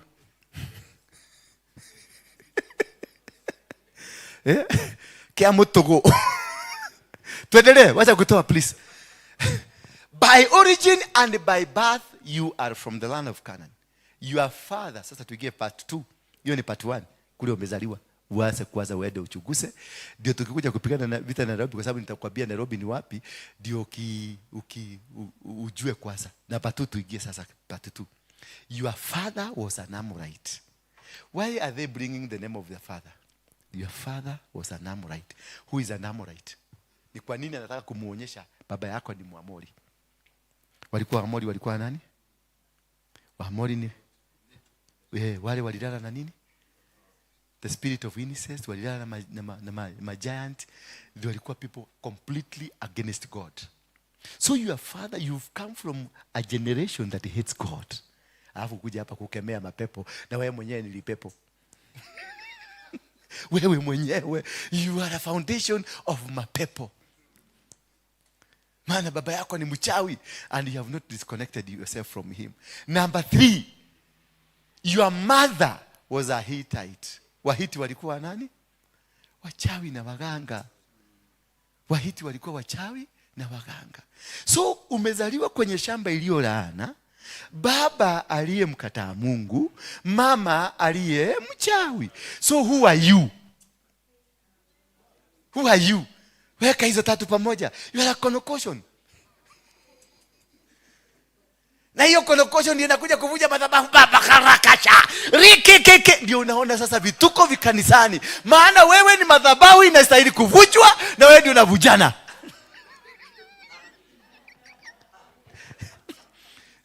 Ni connotation, kitu kibaya. A dangerous person on earth. Na wewe ndio unakuja umebeba bunduki, ati unataka kumaliza. Unavaniza ufalme wenu. Watakupiga kwanza. Huwezi kumaliza ufalme wenu, anajua wewe ni kakifaraga. Na kuna wazee walitamaraki mbeleni. Alafu anasema watakufuja. No way, it is not possible. Waje intercessor, muokoke tena. Verse 4. Muhonoke, mwabe mumeathegai. This is how you are treated on the day you were born. Umeona sasa mpaka amemuibia siri. This is how you are treated. Your umbilical cord was in the cut. So you are still connected to your mother. You are still connected to your father. You are still connected to the land. You are still connected to your bloodline. Because your umbilical cord was not disconnected. You are still connected. So you are still doing what your father was doing. You are still doing what your mother was doing. You are still operating on a curse. Sasa wewe unakuja kuvuja kasi Nairobi. Na wewe mwenyewe ni kasi. Unakuja kuvuja wachawi Nairobi, na mama yako ni mchawi kule umetoka. Kwa hivyo wewe mwenyewe ni mchawi. Unakuja kuvuja kumaliza usherati. Andazi unaona kanisani mapasta ndio wanakuwa washerati sana. Intercessor hakuna washerati wengi kuliko intercessor ndani ya kanisa. Bwana anasema risheterere bosaya. Neno la Mungu. And they easily go. They easily go. Why? Because of the foundation. The foundation that is carrying you. Ndio unaona usharati. Msilaumu sisi mapasta tukipatikana na tusichana. No, ni foundation. Niliactivate nikiwa kwa madhabahu hapa. Saizi I'm hot. Spiritually, niko activated. Any demon can get into me. And if my foundation ni ya demons, nitakamatwa na mademon. Nitakamatwa, nitaenda pale. Ndio naanga mapasta, wekaga security pale. Maana you are weak. Wewe mwenyewe ni msharati, umetoka kwa ukoo ya usharati. Kama mimi guka yangu alikuwa na wanawake 38. Ndio nawaambia niko na watoto 25. Si watoto wa bibi moja. Watatu tu ndio wa bibi moja. Wengine ni kamoja. The blood of my grandfather. Bwana Yesu asifiwe sana. So nikuje hapa nianze kukemea usharati. Na mimi mwenyewe ni foundation ya usharati. Lazima nivuje usharati ndani yangu, nivunje nikate the umbilical cord of my grandfather so that I can be able to stand. Yes. Otherwise nitakuwa nikisema pokeeni, mnapokea usharati. Kutoka hapa unakuta wewe umeshikana na huyo, hata hutaki kujali wewe ni bibi ya mtu. Bana ni I have released. Mmepokeeshwa. Na nimepokeesha kutoka wapi? Madhabahu itabia uchawi. Wachawi wanakuja kwa hii, wanashikilia sadaka yao, wanaenda kuroga mtu kwa hii madhabahu. Because it is commanded to release power. Ule mtu atatoa dhabihu hapa, na hiyo ndio inafanya kazi. Madhabahu, wachawi wote wanaenda kanisani kuchukua power kutoka kanisani. Wewe unakuja kanisani kuchukua power kutoka kanisani. Wewe unatoa ka 50, mchawi anatoa 10,000. Taisha. Hamwezi kushinda hii vita. Tumerogewa hapa kanisani. Na tumerogewa na hii mafundisho na wakufundisha wanajua kushika kuliko nyinyi. Bwana Yesu asifiwe sana. So your umbilical cord wasn't cut. You aren't washed, cleaned with water. Haukuinuliwa dhabihu ya kukuosha. Ukatenganishwa na mizizi ya kule umetoka kwa baba yako, kwa mama yako. Because the greatest enemy you have on this journey of spiritual journey, it is your parents. Si watu waije. Mama yangu alikuwa PCA. Bereni mama yangu, kwa sababu hakukuwa na kanisa, walikuwa naenda wapi? Si walikuwa natafuta waganga? Yes. Wakati alienda kwa PCA, kwa sababu walitorokea PCA na independent na Anglican, hizo makanisa kule matagi na Catholic kule waezi kutolewa. Lakini Githito amezika kwa sha, hakutoa Githito. Hiyo Githito bado inatawala. Sasa wewe na wewe umeokokea hapa Nairobi, umewekwa moto na Kimani, unaenda na fire nyumbani. Rimashakata, tunavunja, tunasambaratisha, tunaremekanta, ukitoka huko unakutana na accident hujai kutana nayo, maana wanakuuliza who are you? Umelimakae na umelikototo. Who are you coming to make noises? Do you know kuna busi ilitolewa kwetu? Do you know kwa hiyo shamba imekunywa busi gapi?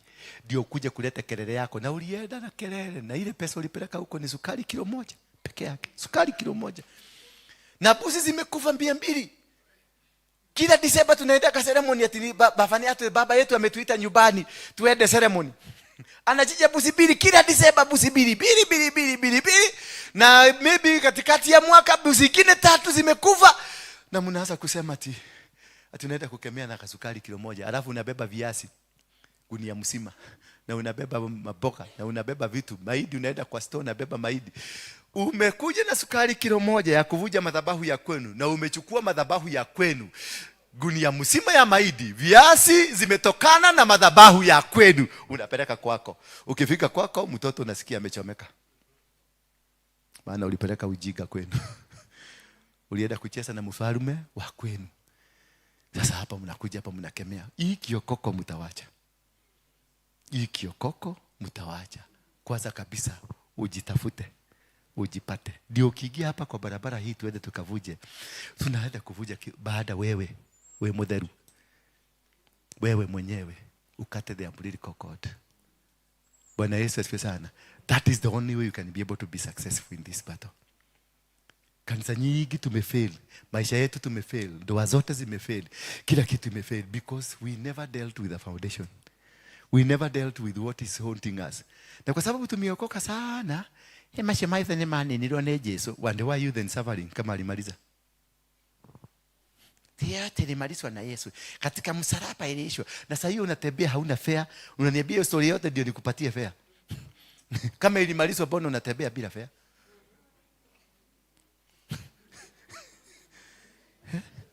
Maana ilimalizwa ukulaga shida. Ulimaliza utembeage ni kama unaenda umekatika sedaboro ni sababu ya shida. Unaona mtu anatembea hivi.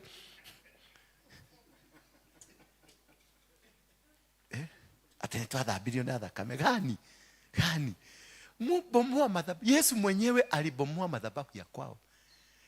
Ni siku ngapi? Siku ya 4 alipelekewa njiwa. Walitoa nini? Njiwa?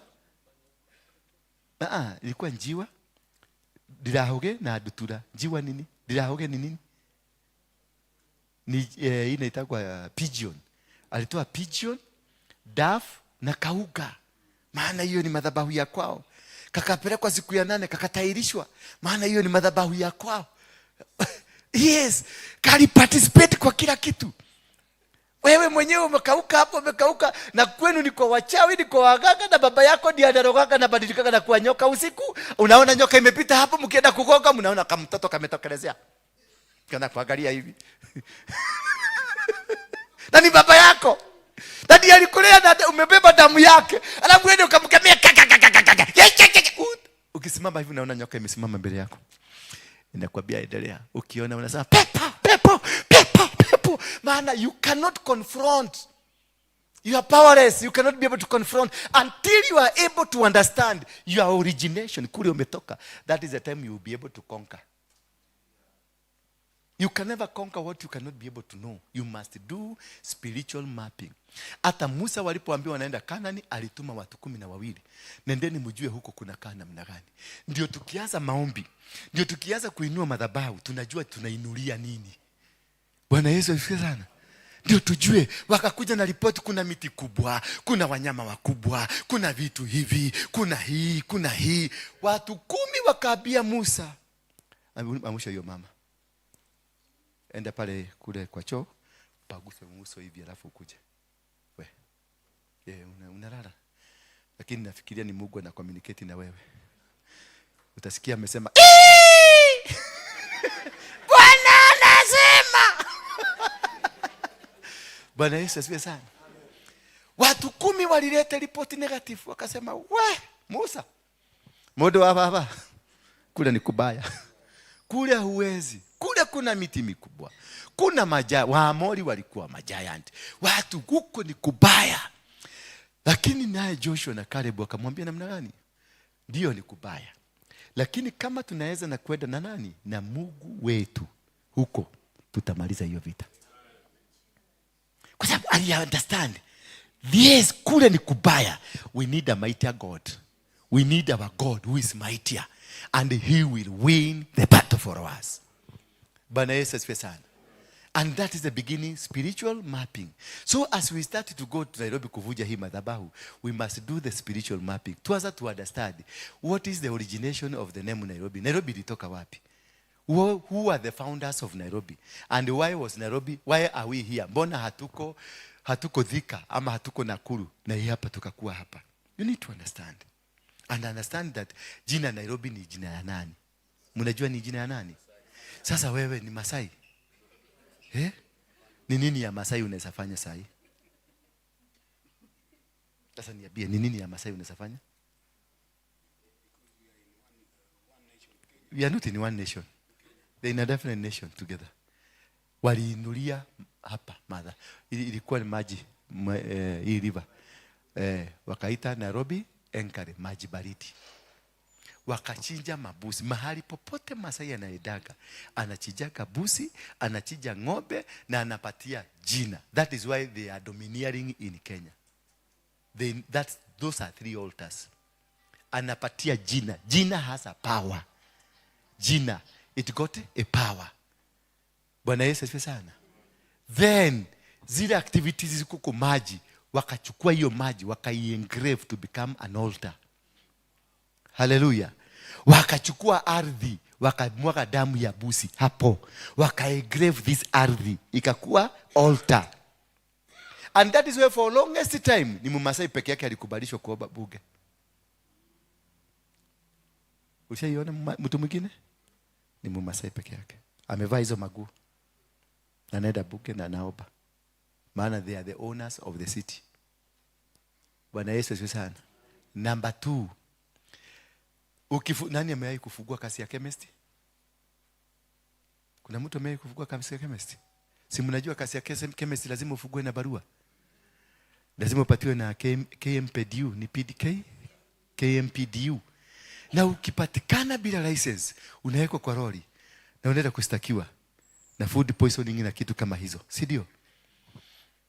The same medicine ikiwa ndani ya kibuyu ya Masai, anasugushaga na anahusia hawa wa kushikana na hawawezi kumshika. Hawawezi kumshika. Na anamwambia hii ni ya minyoo, hii ni ya mapenzi, hii ni ya kufanya kiume ikuwe nguvu, hii ni ya nini, hii ni ya nini. Huyo mwenye kushikana polisi ndiye anawekewa na anakula glasi 2 na analipa na Masai anaenda. Na hakuna mtu atamuuliza, maana this is their territory. Hallelujah.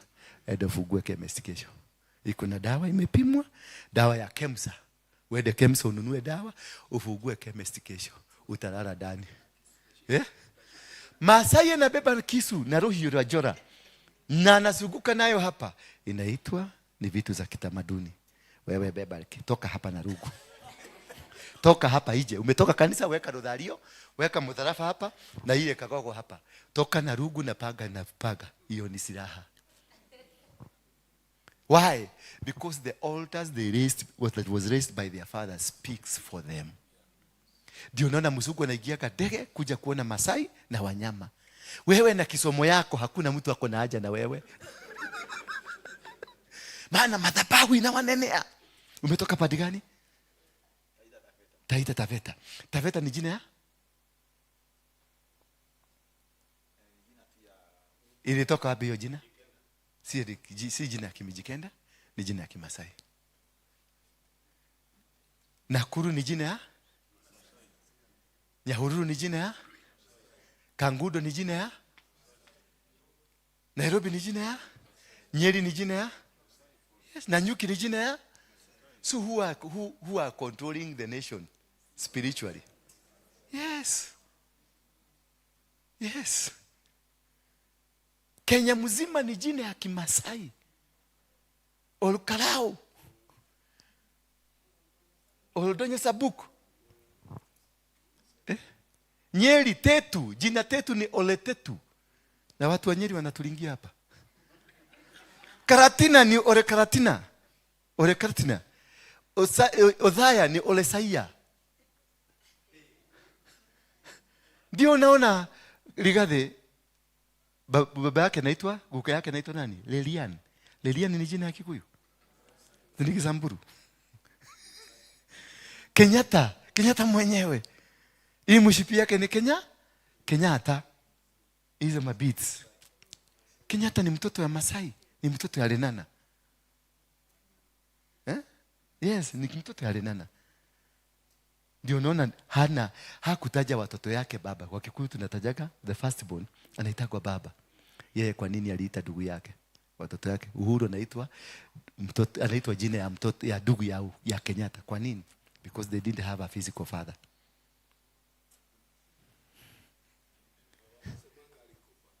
Kona akikufa jina inakufa. Alikufa jina ilipotea. Sasa wewe ukikufa majina yako itabadilishwa. Watoto watatolewa majina yako. No, the continuity of the name. Mimi nimeitwa Roigi, alikufa mimi sikumuona. Alikufa kitambo. Bwana Yesu asifiwe sana. I just want you to understand the dynamics. Alafu hiyo ni madhabahu ya Kimasai, the founders. It is not Kikuyus, si wa Kalenjin, si wa Luo, ni wa Masai. So you need to deal with that. Number 2, who are the first builders of the city of Nairobi? It is railways. Railways nayo Wahindi walikuja na Mungu gani? Harambe. Harambe. That is their goddess. Ndio walicheka hapa wakaintroduce hiyo Harambe. Kuna barabara inaitwa nini? Harambe. Noti yako imeandikwa nini? Harambe. Harambe one term, Harambe two term. Tunaita ule Mungu wa India Harambe one term, Harambe two term. Tunaita Muhindi akuje one term, akuje two term. We are fixed. We are completely fixed, but we don't understand. Sisi tunang'ang'ana tu na mapepo, na wewe mwenyewe ni lipepo. So until we are able to understand. Number 3, wale walianza kujenga mijengo hii ni nani? Mijengo ya kwanza kujengwa hapa ni pale Archive, High Court, City Hall. Hizi mijengo za zamani zote zilijengwa na watu wanaitwa Freemason. Mijengo yote ya zamani, ukienda pale Stanley, hiyo mijengo yote imepanda hivyo, Standard Street, uende Archive, uende Holy Family Basilica, AC Family Basilica ile huko juu, St. Cathedral. Hizi mijengo zote zimejengwa na watu wa Freemason. The Freemasons are devil worshippers. They planted their altars here. State House yetu ilijengwa na Sir Evelyn Baring ambaye alikuwa Freemason. So those are the buildings that are standing, the places of worships that are standing. So those are 3 things that you virtually need to understand completely before you start any battle. Na ndio nilisema tutaenda hapa Archive. Maana Archive ndio kumezikwa, you can Google. Archive ndio kumezikwa, ama huko chini. Archive ni kubwa, si haka mnaona hapa chini kuna kataoni kingine. Ni kubwa. Na hapo ndio kuna siri zote za British in Africa. Meaning this is the main altar of the British government. Na king ndio mkubwa wa Church of God, si ndio? At the same time king ndio mkubwa wa Freemason. So Church of God ndio tunaitaga Anglican. Watu wa Anglican, hallelujah. Watu wa Anglican, hallelujah. Bwana Yesu asifiwe sana. There is a tunnel from Nyerere, pale Nyerere kanisa ya Freemason iko pale. There is a tunnel. Imeteremuka, imekuja kupitia Uhuru Park, imekuja mpaka Parliament, imekuja KICC, imekuja hapo Archive. The tunnel inapitia gari. Hallelujah. Kuna madhabahu kubwa hapa Nairobi. And that is where there is a battle worldwide, a battle for Nairobi. And this we must, ni sisi tunanyakua. There is a battle for Nairobi because if you control Nairobi, you control the portal that rules the world. The world is ruled from Nairobi. It is a portal. Mwendeni muangalie the portals that rules the world. There are 12 gates. Nairobi is the main gate. Ndio naona watu wa Islamu wanang'ang'ania Nairobi. Wabudu wa shetani wanang'ang'ania Nairobi. United Nations wanang'ang'ania Nairobi. Ndio naona watu mpaka Macron anakuja bas to capture Nairobi. Bwana Yesu asifiwe sana. Nairobi is just not an ordinary city. It is not an ordinary, it conquers the whole world. And that is why unaona it is the capital of Africa. And Africa is the capital of the world. So is the capital of the world. It is ruled from Nairobi.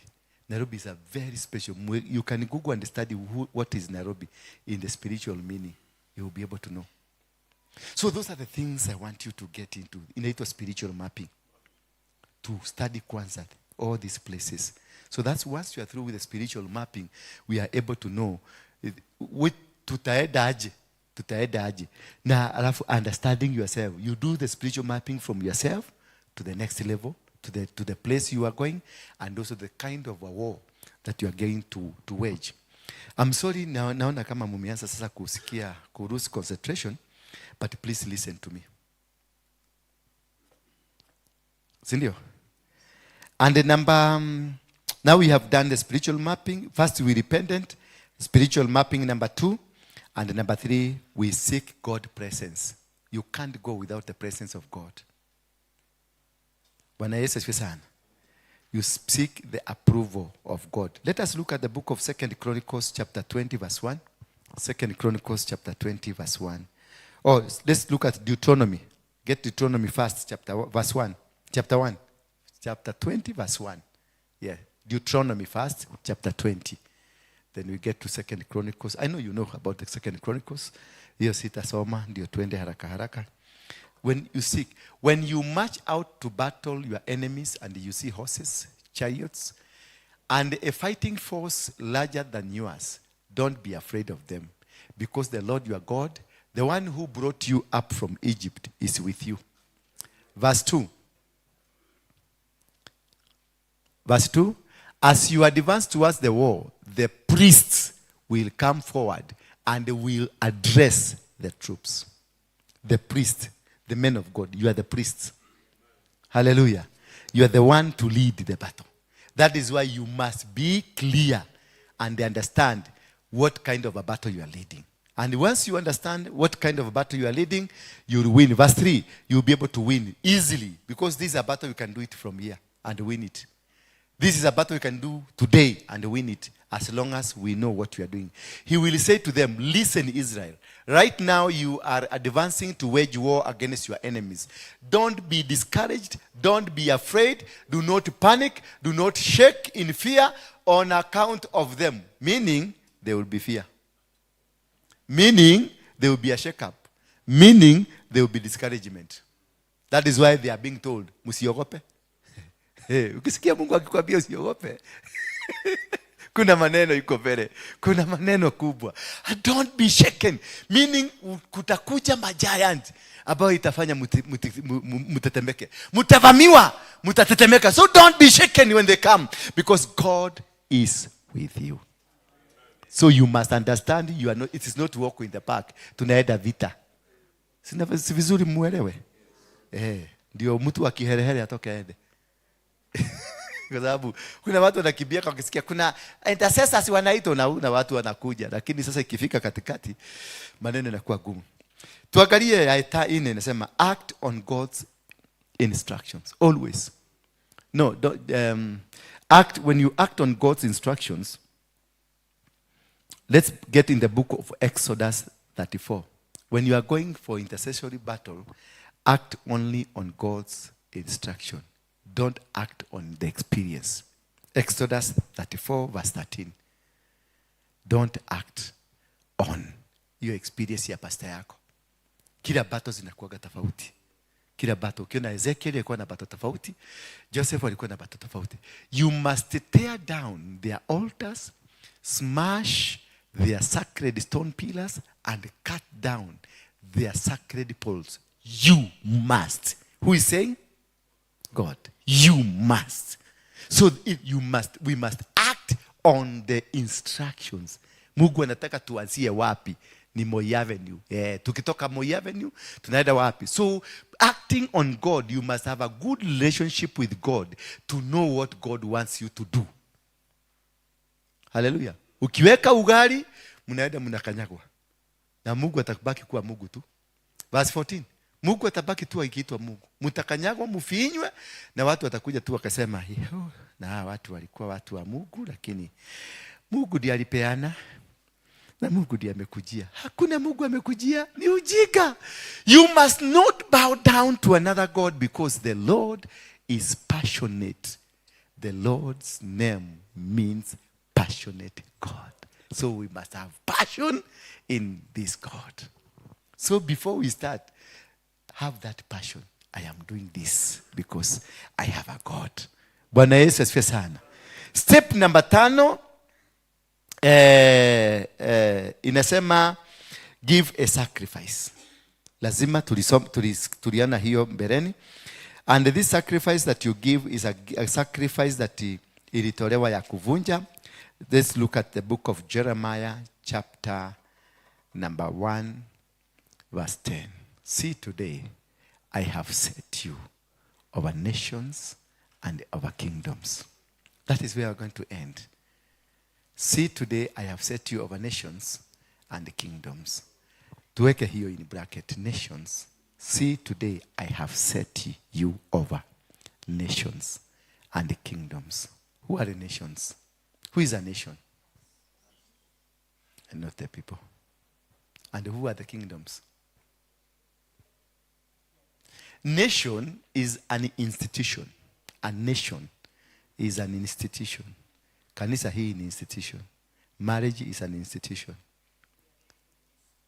The country Kenya is an institution. It's called a nation. Menelewa? An institution is a nation. It has rules, it has their people, the police, kila kitu. And a kingdom, it is the personality king and the spirit behind the personality dominion. Did you get me? It is the personality king. Yanaitwa king. Dom, it is dominion. Dominion is the spirit that is in this man. So, your church where you fellowship, the church is an institution. But the man behind the church, your king, and behind the king, there is a spirit behind him that he is using to rule over the people that he is ruling. So God has set you over the nation, the institution, kuzivunja, ndio ujenge institution mpya. Then number 2, katika hizo institution ziko na wafalme ambao wako na nguvu za kiufalme. Uvunje nguvu zao, wafalme wale wavunje na uvunje nguvu zao. Are we together? So in Nairobi this is a kingdom. Nairobi is an institution. And in Nairobi, as it has an institution, there is a spirit that rules in Nairobi. Kwa hivyo, where there is a spirit that rules, there is a king that rules. Kuna wazee wa kimapepo. There is a king that rules the city. Na bila ruhusa ya hao, hawezi kufaulu Nairobi. So you must be able to know what kind of kingdom hapa iko Nairobi. Ni ufalme gani iko ndani ya Nairobi. Ndio tuvunje hizo falme, na tukivunja ndio tufanye nini? Twende basi hiyo ingine sema, see this day I put over the nations and over the kingdoms for uprooting. Tunaenda kung'oa hizo falme na kung'oa hiyo nation. And smashing down, kuvunja fuja. Kisha number 3, to destroy, uvuje na uharibu. And number 4, ufanye kitu inaitwa overthrowing. Overthrowing, now you overthrow to create a new government.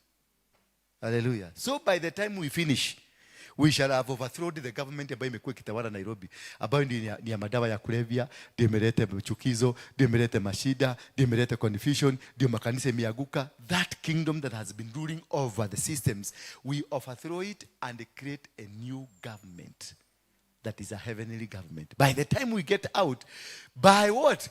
For building up and planting a new kingdom. By the time tukimaliza, nguvu ya Wamasai out. By the time tukimaliza, wa Freemason out. By the time tukimaliza, wachawi out. By the time tukimaliza, makanisa ya personality out. Hiyo ndio inaitwa kuoverthrow. Kukadora serikali, kupindua serikali na kuweka serikali nyingine mpya. Na nyinyi ndio mpatie hiyo mandate. Naona ni kama hamuko ready. This is not what you expected. Mlifikiria ni ile ya kawaida mnaitagwa mnaenda. Hii si ile ya Benihini na wengine ya kuombea mkutano ufanikiwe. Hapana. Hii si kuombea mkutano ufanikiwe, tunatengeneza serikali mpya. We are overthrowing. We are overthrowing the system of the devil and raising a new system of God. This can only be done by people who are ready. In Deuteronomy chapter number 12, what mutafanyaje? Because it is God that is going to win this battle for us. Ametupatia instruction what to do. Deuteronomy chapter 12, verse 1. These are the laws and decisions which you are to keep with care in the land which the Lord, the God of your fathers, has given you to be your heritage all the days of your life on earth. So God is giving us this as an heritage for us. Once we win this battle, Christianity itasimama. Yesu wa ukweli. Wacha siwe musugu. Yesu wa ukweli. Wacha Yesu huyu mumehangi kwa na mumeweka kwenu kwa nyumba. Because huyo ni mkora. Anakuanga mahali inaitwa Nottingham in UK. the actor, huyu aliact movie. Nilienda baka kwake, nilimsalimia nikamseka mlevi. Saizi. The one that acted. Na huyo ndio yako kwako, si yako kwako. Si yako kwako kwa ukuta. Si yako kwako kwa msalaba. Si umemhanga hapa. That actor, that is not Jesus Christ. The moment we overthrow the system, the real Yeshua HaMashiach will come to you. And Kenya will take over. And the revival will take over.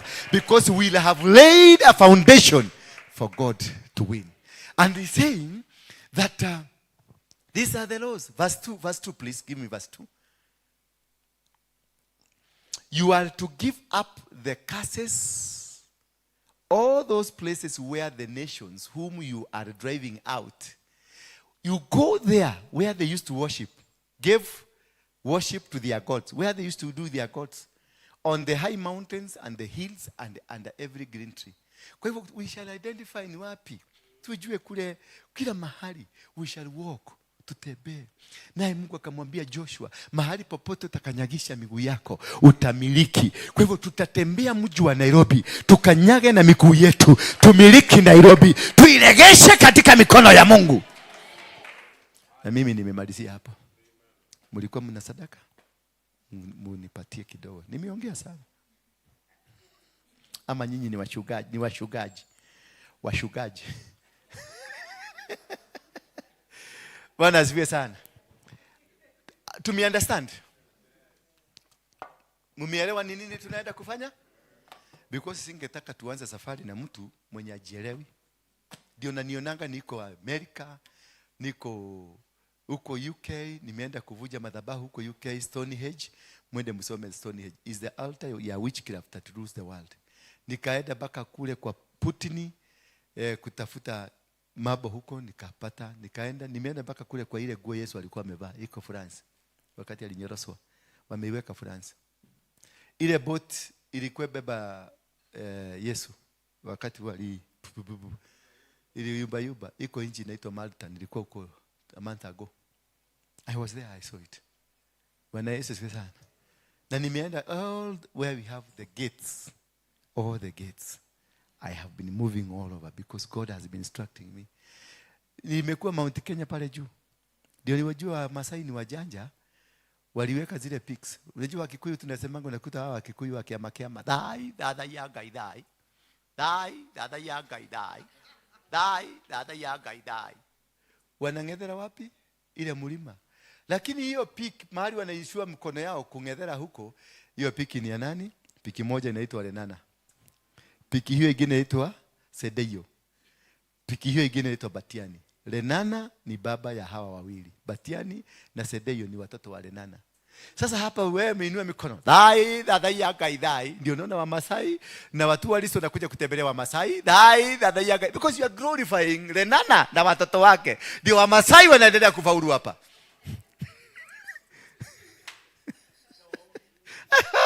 Hawa waombi mnawaombea. Mmewainua matukuza mweka kwa mlima ule mkubwa sana katika nchi yetu. Because Lenana was a high priest. Lenana was not an ordinary man. His two sons were high priests. Na ndio wamewekwa kwenye mlima. Nilipanda mpaka hiyo mlima huko juu. I am the first human being kwenda kwa hiyo mlima, akamwaga mafuta hapo na akakutoka hapo akiwa hai. Nilimwaga mafuta na nikatoka hapo nikiwa hai. Wamenigoja nikufe, maana niliambiwa utamaliza siku 3.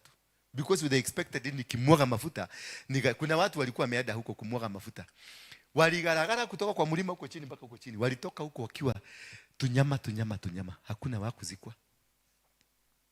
Kawera huyu governor wa Meru alipeleka Biblia yake hapo imutetee hii impeachment. The day aliwekelea hapo, wale ambao walipeleka hiyo Biblia walikufia hapo, na yeye 1 week later alikuwa si governor. Bwana Yesu asifiwe sana. There are things you don't joke.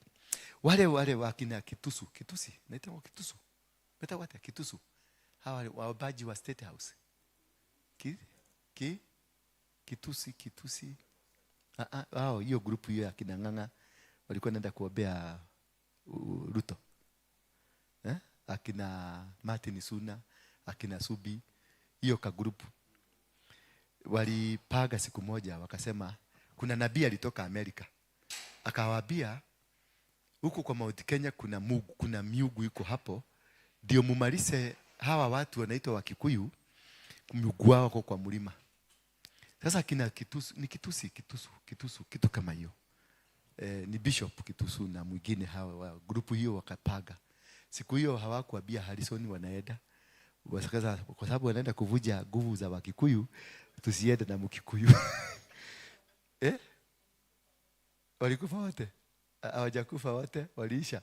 Sasa walipoenda kwa mlima, wakapanda, walipita ile Nyanyuki, Chogoria.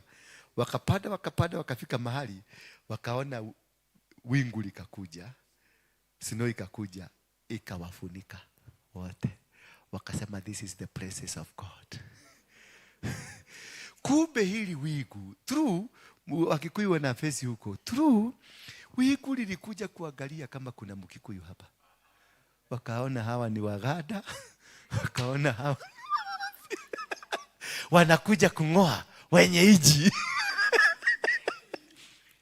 Do you know what happened to them? Siku ile Ruto aliannounce akasema maombi ya State House imeisha. Walikuwa Thika wakirudi. Walikuwa Thika wakirudi kutoka maombi. Wakiwa Thika ndio waliambiwa mpaka gari ya serikali waachia hapo. It acted. That God acted against them. Mpaka leo hawaendagi State House. Enda ulize kina Suna watakwambia. Wanaonanga State House kwa fence. Na ule Fironius, anaitanga Fironius ama Fironius. Kuna mwingine anatusi sana Ruto siku hizi. Ngasi Firosi, ngasi Fironius, ni ile group ilikuwa imeenda huko. Walisaparatishwa. Kwa hivyo understand, ukienda kungangana na madhabahu, understand. Kwanza do a feasibility study ama ikumalize. Itakumaliza. Asanteni sana, Mungu awabariki na Mungu awapende. Wacha tushukuru. Tusimame tu kwa miguu yako. Fungua tu kinywa chako, mwambie Mungu maneno mawili matatu.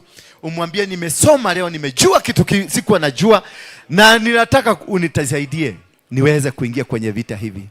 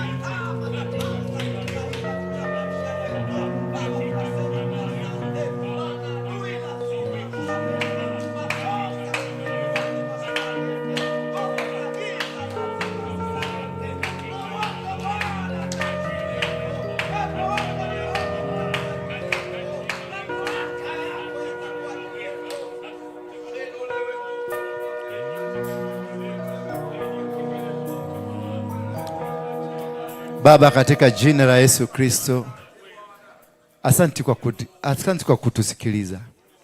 Watoto wako hawa wamekuja mbele yako, wamegundua ya kwamba dhambi za baba zao zimewazuia. Wamegundua ya kwamba maeneo wametoka imewazuia. Wamegundua ya kwamba kutoka leo mahali wamekaa ni mahali ambapo si pasafi.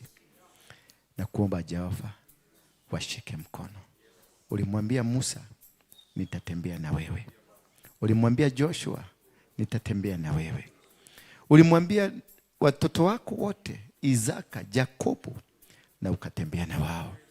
Na hata sasa ninajua hawa, maana umewatenga kwa kazi ambao tunaenda kuifanya kwa wakati huu kwa sababu ya kipindi hiki, na watakuwa washindi. Ninasema Jehova, umenishindania kwingi, umenipigania kwingi. Pia hata hapa ninajua utatupigania. In Jesus mighty name. Somebody say amen. You may be seated. I want to hand over this process back to you. Singetaka nikuwe mimi ndio nitakuwa nikiongoza. I have given you the guideline, what to do, how to do. Ningetaka kurudishia wachungaji, nyinyi wachungaji wote. Mnajua, mumeelewa. Sasa mimi nitaondoka kidogo, lakini I'll be working with you. But management, leadership, control iko kwa mikono yenu. Sindio? Because I'm expecting God will speak to you na atawapatia direction. Bwana Yesu asifiwe sana. Kile kitu ninaomba tu ni kwamba asiyekuwa wa hii group na kutoka leo achoke, ashindwe ni kukuja, apatwe na shughuli nyingi, aitwe kwao kwa Geshagi, aipate safari ya kwenda, asirudi hapa, maana atatusubua. Atatusubua. Inakuanga na hiyo ujeuri. Kwa sababu hakuna haja tuende tukiwa kikundi kikubwa ambacho hakitafaulu. Naomba tu Mungu abakishe walio ambao amewaita kwa sababu hii. Naomba watu wengine waende wakunywe maji kama ng'ombe, wengine wakunywe kama punda, na wengine wakunywe kama binadamu. Wale ambao watakunywa kama binadamu wakuje, wakue kwenye hii safari. Mungu aweke kichungi. Tuseme amen. Mbona msemi amen? Sema Mungu aweke kichungi.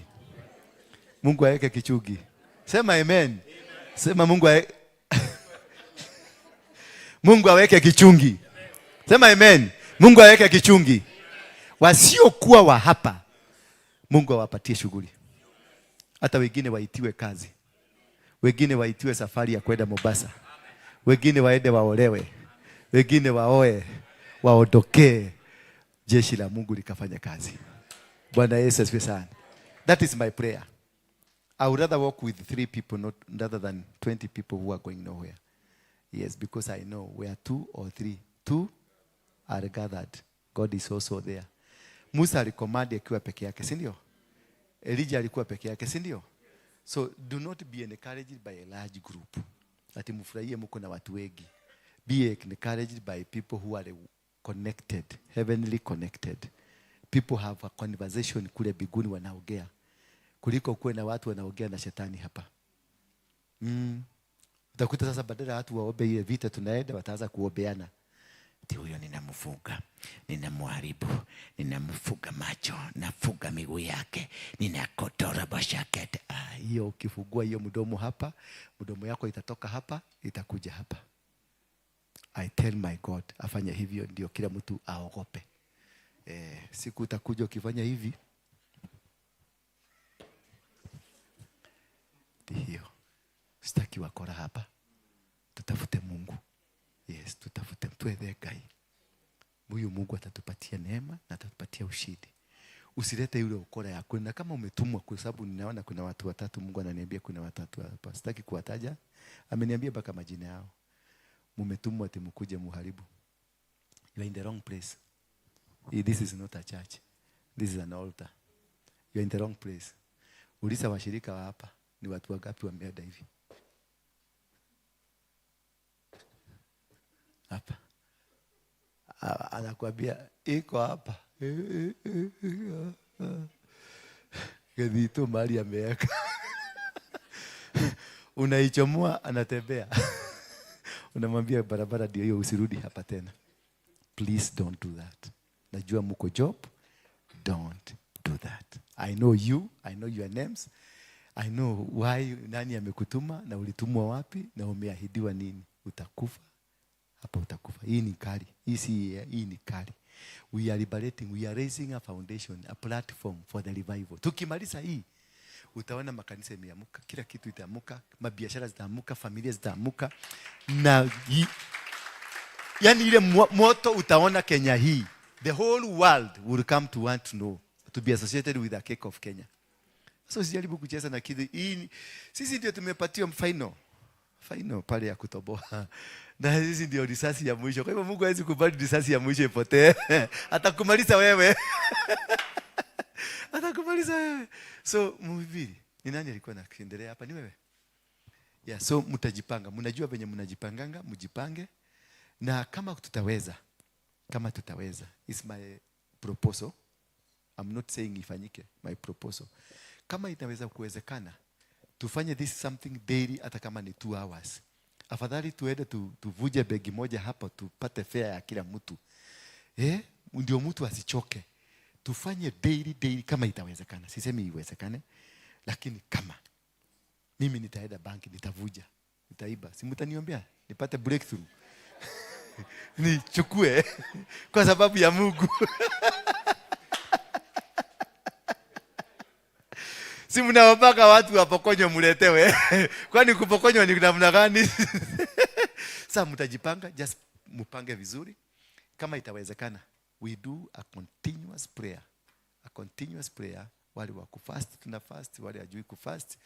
And tufanye kila siku. We turn this place to be a house of prayer. Sindio? Yes.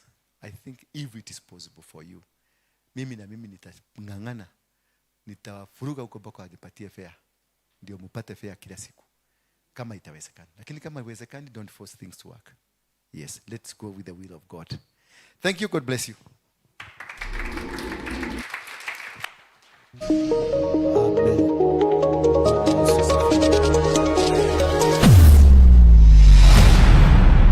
Bethel Clouds TV, empowering life.